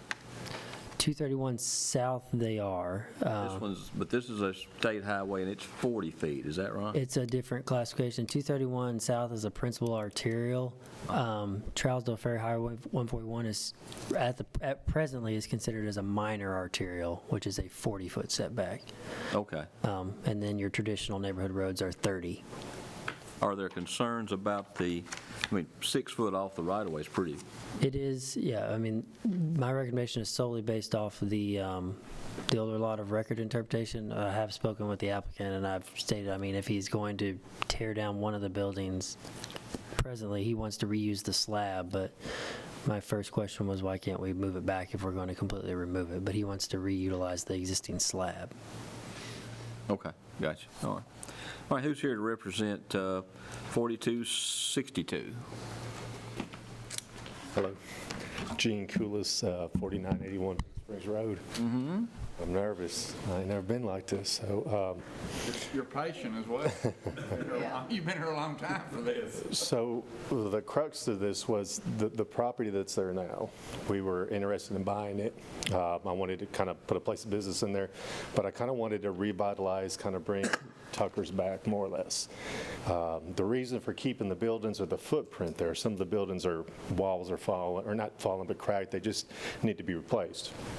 Well, Christopher told me, and I was told if I remove a wall, I have to bring everything up to current codes, which means move everything back, which at that point just kind of takes the vibe away, more or less. And so I want to kind of, some of the buildings I want to take down, but put right back up in the footprint. I want to keep kind of the look of it. I don't want to change aesthetically much, to just kind of, as long as I've been around, like that's kind of, almost kind of been like a staple there. And so that was kind of the thought of doing that. I do build swimming pools and outdoor spaces. I wanted to create kind of an office space there. We also wanted to take one section of that building there that used to be a store years ago and kind of just bring it back, kind of, you know, make it cool again. So that's why I don't want to, if we take it down, I want to come back up in the same spot it is. So that's the crust of it. This is similar to the 10440 Central Pike case that came in and they knocked all the walls down and had to meet current code. He's just doing it on the front end as opposed to doing it and then coming in and having to remedy the situation. Well, that's commendable. But, you know, I really wonder about the wisdom of building something back 6 foot off the right-of-way. I will, of course, I live in this area and always have lived in that area. Drive by there numerous times a day. And as Gene has said, there's a lot of history with those buildings or whatever. They've been there my entire life. I played in them as a kid, knew the people that owned them, knew the people that worked there. A lot of the people that worked there, they made farm implements. It was a welding shop, and I guess it would have been my grandfather, great-grandfather's brother. Some of his family actually started all of that, which none of that really plays into this decision. But I do admire that he's kind of wanting to, instead of build a bunch of modern stuff, he's kind of wanting to preserve a little bit of the history and the look of the history. But he's going to tear it down. What may be more, but he's going to build it back in a similar nature. He's going to tear it down. But he's going to build it back in a similar nature. But what's even more important, build it back a little further off the highway? Because it wouldn't have been a similar nature. But what's even more important is the speed limit through this area is only 30 miles per hour because it does go through the crossroads. And number two, as far as visibility, they sit way back off the road. In no way do they limit visibility in any way. They're only 6 foot off the road. I didn't say they weren't. I said they don't limit visibility in any way. You said they sit way back off the road. The actual road, not the right-of-way, the actual road. They sit way back off the actual road. They, if at any time the road, which I doubt it would ever happen, needed to be widened or they needed a turning lane at the crossroads at the stop sign, don't foresee that coming, but at some point in time they needed to put a turning lane. This property's far enough back that it wouldn't have any effect on that or any way whatsoever. But anyway, so that was my 2 cents worth. So the one building we want to take down, it's kind of hard to tell, but if you look, so there's the green roof, and then there's a building beside it that's a 30 by 30 garage. That's the one that would come totally down. The one that's got the green roof, that's the main part of the building, it's got concrete walls, block walls that have separated. There's no real way to. The little blue, is that the one you're taking down or no? No? No, not You're that. talking about the little old garage? Yes, sir. the Yeah, I one know, that's yeah. Over there, yes. Yeah, sir. I got Yes, yeah. And it's detached, but it's a 30 by 30, so essentially I wanted to take it down because I want to leave the main building up, but I want to put that back up in its place. So y'all don't have anything of that kind of character in your neighborhood? So the main building, it's the white color, it's a block building. There's no real way to repair that without, and I'm not taking it all down, but there is going to be 3 walls that need to come down to be brought back up. You will leave some of the walls, though? I will leave, yes, there'll be a lot of them left, yes, but I didn't, the roof, they told me that the roof didn't really apply, but I'm hearing that I got to stay below 22 feet, is what I'm hearing, because the roof needs to be replaced on that structure as well, and I was told that roofing, there really wasn't a restriction on it. Part of these walls. Yes. And what happens with them? They just stand there? So they're block on the inside, so the vibe on the inside will be, the ductwork will be industrial, it'll be kind of, just kind of, I'm not putting any walls inside there other than like the outside walls put back in place. We may put some brick on the walls just to kind of jazz it up, but it's not going to be, it's just the structure, that main block structure. Walls are blocked, the existing walls are all blocked. Yes, sir. Right. Probably see that. But I'm assuming when these things were built, they weren't reinforced or anything of that nature. I just wonder what's going to, what are you, are they just going to stand there, or what's going to happen? They're going to be a building there, or just going to be a block wall standing out there? What's going to happen? No, where the building stays, those walls that come down come right back up. Footprint will be the same, Yes, sir. correct? Yes, sir. On which building? So, can I walk up? Sure. All right, so that's this building here, which is this main part here. But is this little one the one you're going to tear down? That's the one I'm going to tear down, yes, sir. And you're going to leave it? By 30 garage. And you're going to leave it down? Well, no, I'd like to put a 30 by 30 right back up in its place. Okay, but it's, again, 6 foot off the right-of-way. Yes. And then the other building, It stays, but I have to remove the walls to fix them and then come right back up with the walls. I got you. And the other building is 11 feet off. That's why I've listed both variances, because I knew the other one was coming completely down to the ground. The smaller building is further off the right-of-way. It doesn't have the, it's Correct, yes. The 30 by 30 is the one that is 6 feet off, and then the smaller building is 11 feet off. Based off the best documentation that we have, there's no plat on file verifying this. In time, so I'll just go ahead and say it, since like where that main building would be, like I don't want to have an office, but we thought about doing like maybe, an antique store there in time or something like that to just kind of revitalize the community kind of again. There's some other buildings I know that are real close to the road there, but it's a cool place. It could be a really cool place, and it has kind of that vibe. So if we take it down and have to move everything, I'm like, well, we just lose we lose kind of the feel of the community, because like I say, if you tear it down and build it back in the same place, the vibe's the same. Well, but if you move it back a few feet, get away from the right-of-way and have a little safer situation, that doesn't carry the vibe with it. Is that what you're telling me? Right. If you drive through there, like you think of Crossroads, you think of the school there, you think of Dwight's building that's real close to the road, and then you see that as long as when I drive through Tucker's, I just think I drove through Tucker's. Hey, you slow down. You're going too fast. So, no, sir. But that's the intent is. And when I say tear the walls down, I'm not tearing them all down on that main block building. It's just where the walls have settled, the old windows, all that needs to come down. To replace doors, windows, all that. Then a whole new roof is going on it. But the footprint, those, Mr. Lawless, you're saying that even if you tear all this stuff down, his grandfather is in place?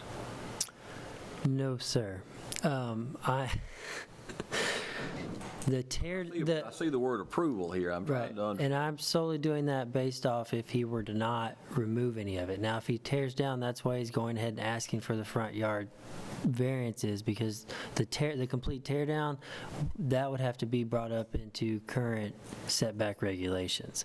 Now, the other structure that is 11 feet off, he's not tearing that one completely down, so I don't think he's going to pass the threshold where that would need to meet the existing standards. So that's why both of them are listed. I can recommend approval of confidently based on the grandfathered of the 11-foot. The 6-foot, you're going to have to make an interpretation on whether or not it is grandfathered in as well, since he's coming before you to remove it down to the ground and go back up, or not. But the 11-foot, yes, I can confidently say that one is the grandfathered one. The 6-foot one, because he's not tearing it all the way down. correct, yes, sir. But if he wants to grandfather on the 6-foot, he's not going to get to tear it all the way down. Correct, and that's where he's before you asking for, I guess, a little bit of forgiveness on that grandfather clause. How much does he not have to tear down? Yeah, what's the definition of that? Back wall, front wall, side wall, 2 foot, 1 block, 3 blocks? It's a 60-40 rule. We just got sued over this and had Yeah. a settlement over this not long ago. It's a 60, I think it's a 60% threshold. You have to leave 60% of the structure. So, or you have to leave 40% of the structure. So on a wall, the way that the last one got in, he was told that he could remove the block down to a certain footage, which I think that was a 10-foot wall, so he had to leave 4 feet of it, which was 4 courses of block. In his case, he ended up tearing all the way down, put it back up. 6 courses of block. 6 courses of block. Sorry, my apologies. But he did not leave the 40%, and that's where that one got in. But it's a 60-40. You have to at least maintain 40% of the structure. And the 60-40 is height-wise, or can it be like leave all the back wall and half of the side wall? And well, I mean, we're gonna. Yeah, I understand. No. Can I guess it could be, you could consider it, I would probably, if you directed me, it would be 40% of the entire structure, and I would take into all square footage of the wall, and I'd have to get an exact measurement of what's existing and what's going to be removed. In the instance of the other case, it was easier because he just took everything down too. And that's what his original intent was. He was not going to remove it, a whole wall. Go ahead. So this is the road right here. This is that block building. This is that 30 by 30. They're not attached. This is the one I want to take out and come right back up in its place. So what I'm hearing is if I take it all the way down, it's another. This right here, where this block wall is, like this building's here, I would, to repair, and this is where all the windows are, the storefront and all that, doors here, so there's like major blocks that's separated. So my intent is from here to here, take this down and put it right back up and put it back on it in the same look that it is. So all of this stays. Well, that's probably 40% then, so I think you're good. It's not the scale, I should have had it. It's not the scale. I was drawing it out. I'm trying to help you out. No. What, he's right, because this part is bigger than this. Yeah, part. So, exactly. yes, Yeah, so he's leaving over to answer your 40% question, of it. yes, yeah. But this, where the 30 by 30 is, I understand that if it goes all the way down, I'll have to move it back. But when I repair these walls, if I take these down, I don't have to move all of this back. Because if I do, then I just kind of, all I'm really buying is a lot, not necessarily, I don't say history, but just kind of, that's. Mr. Lawless said that you said 40, you want to see 40% left. Yes. And you want to see that overall. Yeah. And I'm going to say by overall, you're meaning of the total exterior wall. That's what I'm going to interpret. Then 40% of it needs to stay. If that's 30% of one side and 40% of another and 60% on the back or whatever, the total of the exterior wall, for example, 40% of that footage needs to stay in order to continue the grandfather. Yes, sir. Okay. You with me? So the aggregate. Counted wall. I'm just going to take the entire wall. I'm not going to consider. I would.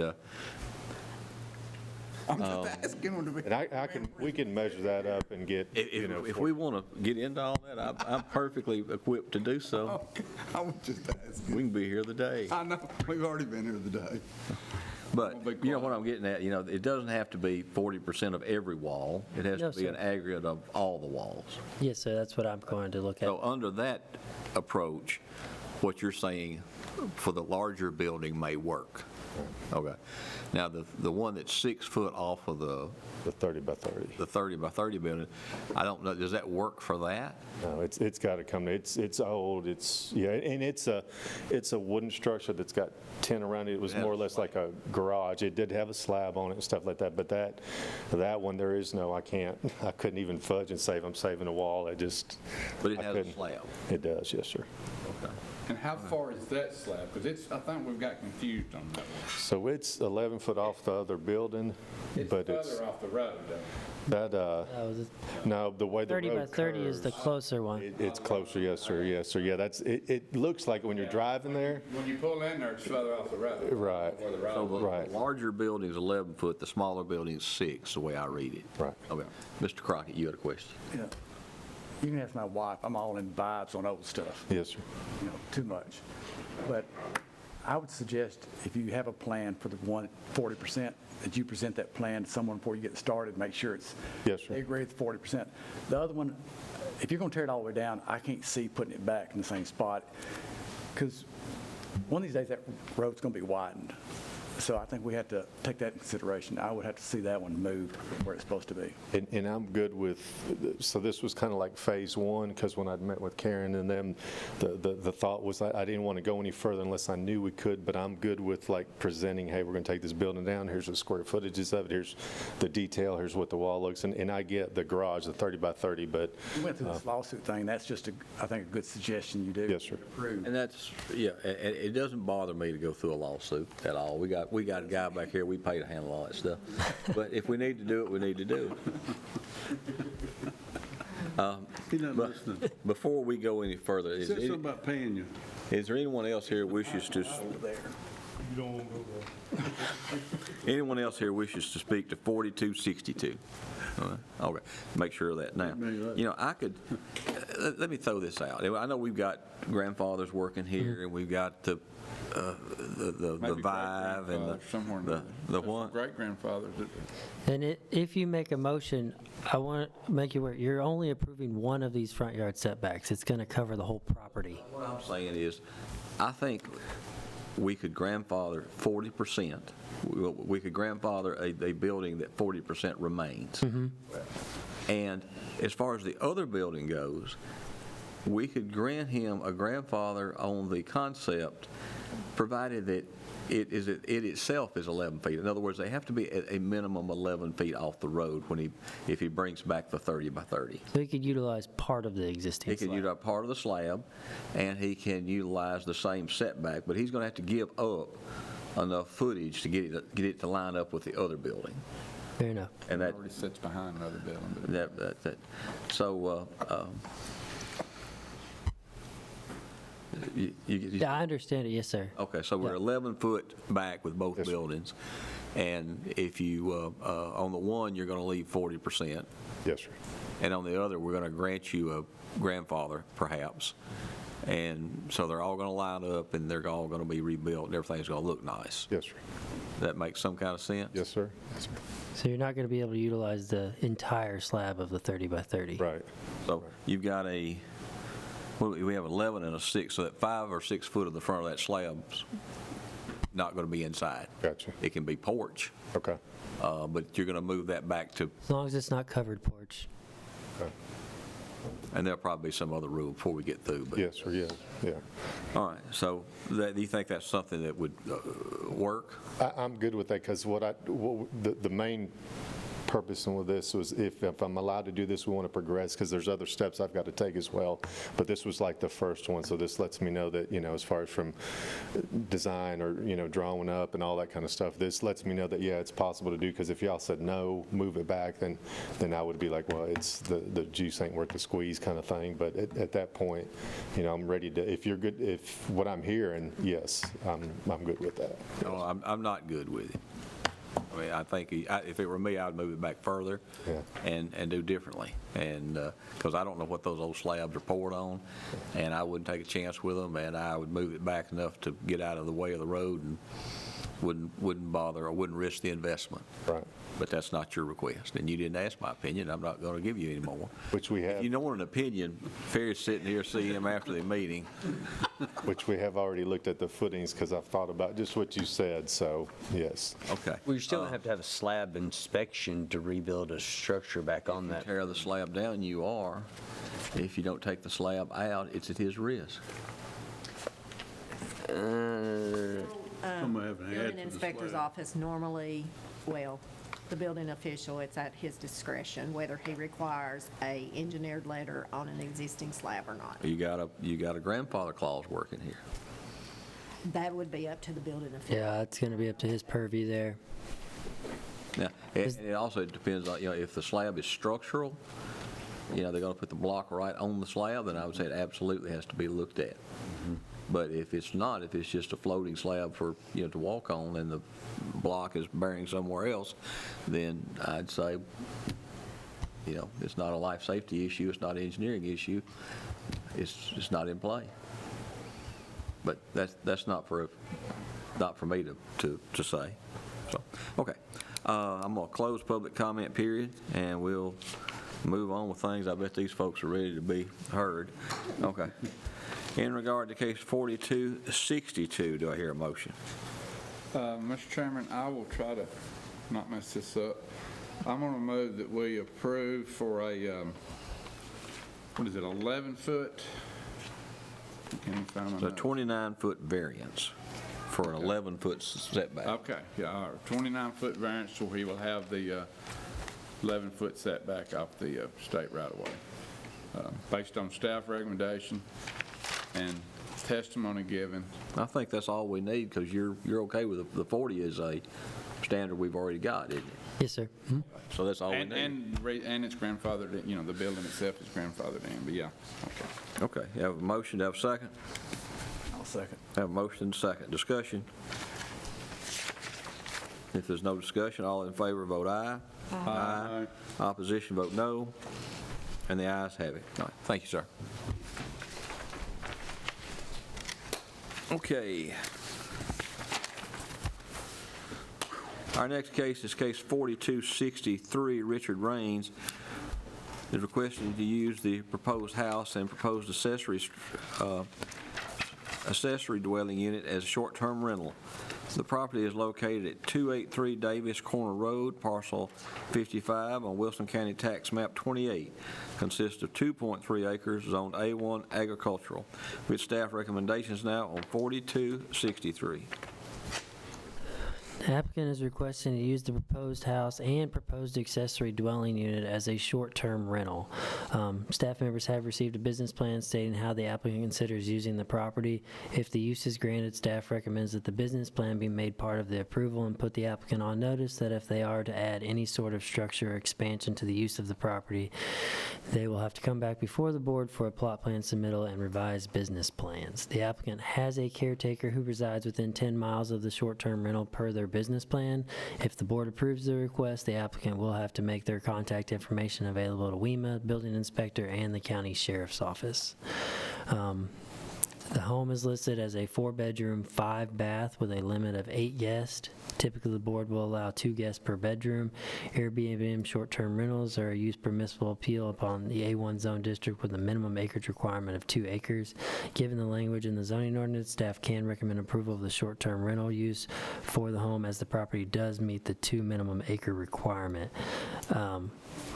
I will let you know as well that this is an approval for the residence and the accessory dwelling unit, so they're asking for both. We do not dictate. We allow accessory dwelling units as long as they're under 600 square feet. We do not dictate whether or not those can be rented as well. So this approval will be at the land, and they'll be able to rent out both of those units. I do not have clear information. The applicant will have to clear that up if the accessory dwelling unit is utilizing a 1-bedroom perk or not. How many bedrooms did you say they were approved for in the septic? Yeah, I don't know. It's an older septic slide. The house that they're proposing is 4-bedroom, and they have a state inspection letter that they can hook to that existing septic. All right, gotcha, okay. All right, who's here for 4263? We haven't been sworn. Yeah, we haven't been sworn in yet. You haven't been sworn. It's late. Raise your right hand. You swear to tell the truth? Yes. Yes. Good. That's easy. I like it. I know it's waiting for the rest. All right, what would you like to tell the board? Nothing. I think that was everything.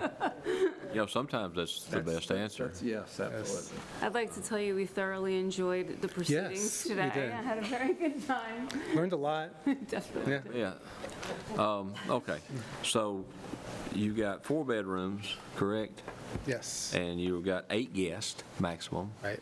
And business plan, we're going to make part of the approval. Right. And this is the first one on this one. Yes, this is the first attempt at this, So yes, sir. first approval will probably be for a year. Do not let it run out. Okay. If you're approved, don't let it run out. That's a problem, or The house potentially a isn't- problem. The house isn't built yet. What do we do? We come back to, Beg pardon? if the house isn't, we're building a brand-new house, so if it's not built within the year, what do we do? I would come back, or Just come at back. least I would get a opinion from staff Okay. and make sure you got an email trail. Okay. Because sometimes if these things run out, we find it out, that's an issue. We won't let that happen. You would just need to come back regardless of whether or not you get the house built, because your approval is going to start from today. Okay. So tell us about this accessory structure and how it interacts with the house. Well, it's going to have to be under 22 feet, we discovered.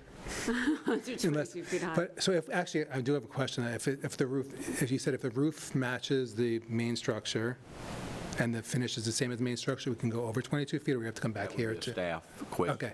You probably need to show them the elevations. Okay. Again, and make sure you're properly documented. Okay. But what we're interested in, are there bedrooms in the accessory structure that? One bedroom. One bedroom, and, Yeah. They don't have, the septic records are just the approved it that it's functioning. I don't have a bedroom perk site on this property. Does the 8 guests include the guests that are going to be in the accessory dwelling No, unit? it'd be 8 in the main house, and then I guess 1 or 2 in the accessory. Okay, so that might, Does your accessory structure have a separate septic system, or are you tying it in? We don't know yet. We had a soil scientist come out, and he found a spot, but we're not sure if it's within the easement or not. We're still trying to find that out. So either we'd either shrink the main house by 1 bedroom so it would be in the same system, or if we can use the second septic. So we're waiting to find that out. I think our move would be an 8-person approval, and where they sleep is flexible. Okay. But no more than 8. But unless if you come back a year and you got some more documentation you dug up from somewhere and that might change that, we'll look at it. Okay. But I think we have to go with what we got. Yeah, Yeah. of course. So that stipulation will say if you rent both units at the same time, the main house is only going to be able to have 6. Right. If you have 2 in the other one. All right. Anyone else here, I doubt, wish to speak? See no one. and I think it maybe the manager's going to live within 10 miles. We both live Yeah, within we 10 all minutes. live I was in, looking on here and I didn't say a distance, but yeah, okay. yeah. Okay, we'll close public comment and turning to the board. I'll move we approve 4263, 8-person maximum.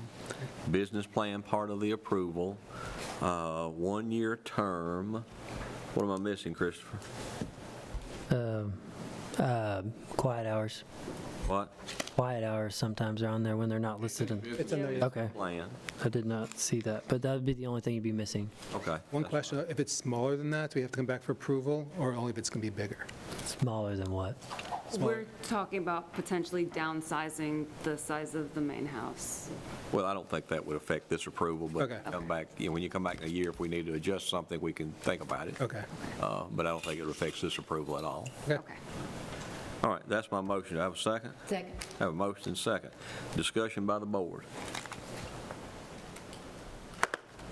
Don't anybody want to talk about it? Okay. If not, I talked, I got in trouble. it's because you talk too much. All in favor, vote aye. Aye. Opposition, vote no. The ayes have it. Thank you. Thank you very so much. Thank you. I do have one point of additional information. As you're aware, we're currently working on our future land use plan. There will be a workshop that is solely set up for the Board of Zoning Appeals and the Planning Commission members to attend. That will be at 9 a.m. on March 21st, which is 1 hour before the scheduled Planning Commission for that day. And that's on a Friday? Yes, sir. March 9th? March 21st, 321?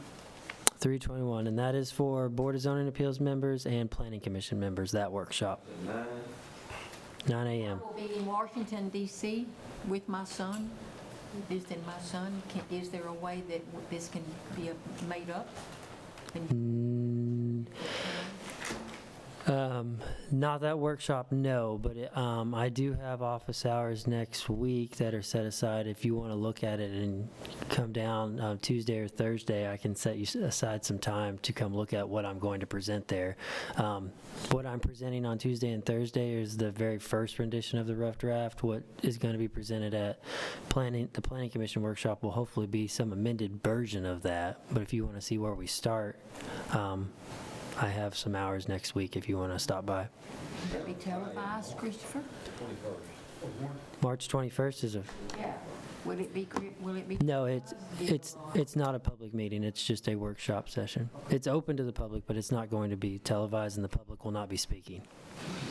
We're only going to take input from this board and the Planning Commission at that work session. What's the expected time frame for that meeting? 9 to 9:50, because I have a 10 o'clock Planning Commission. 9 to 9:50, okay. They don't go to work. My son takes proof. Anything else, Chris? That is all I have. I appreciate everybody hanging with us today.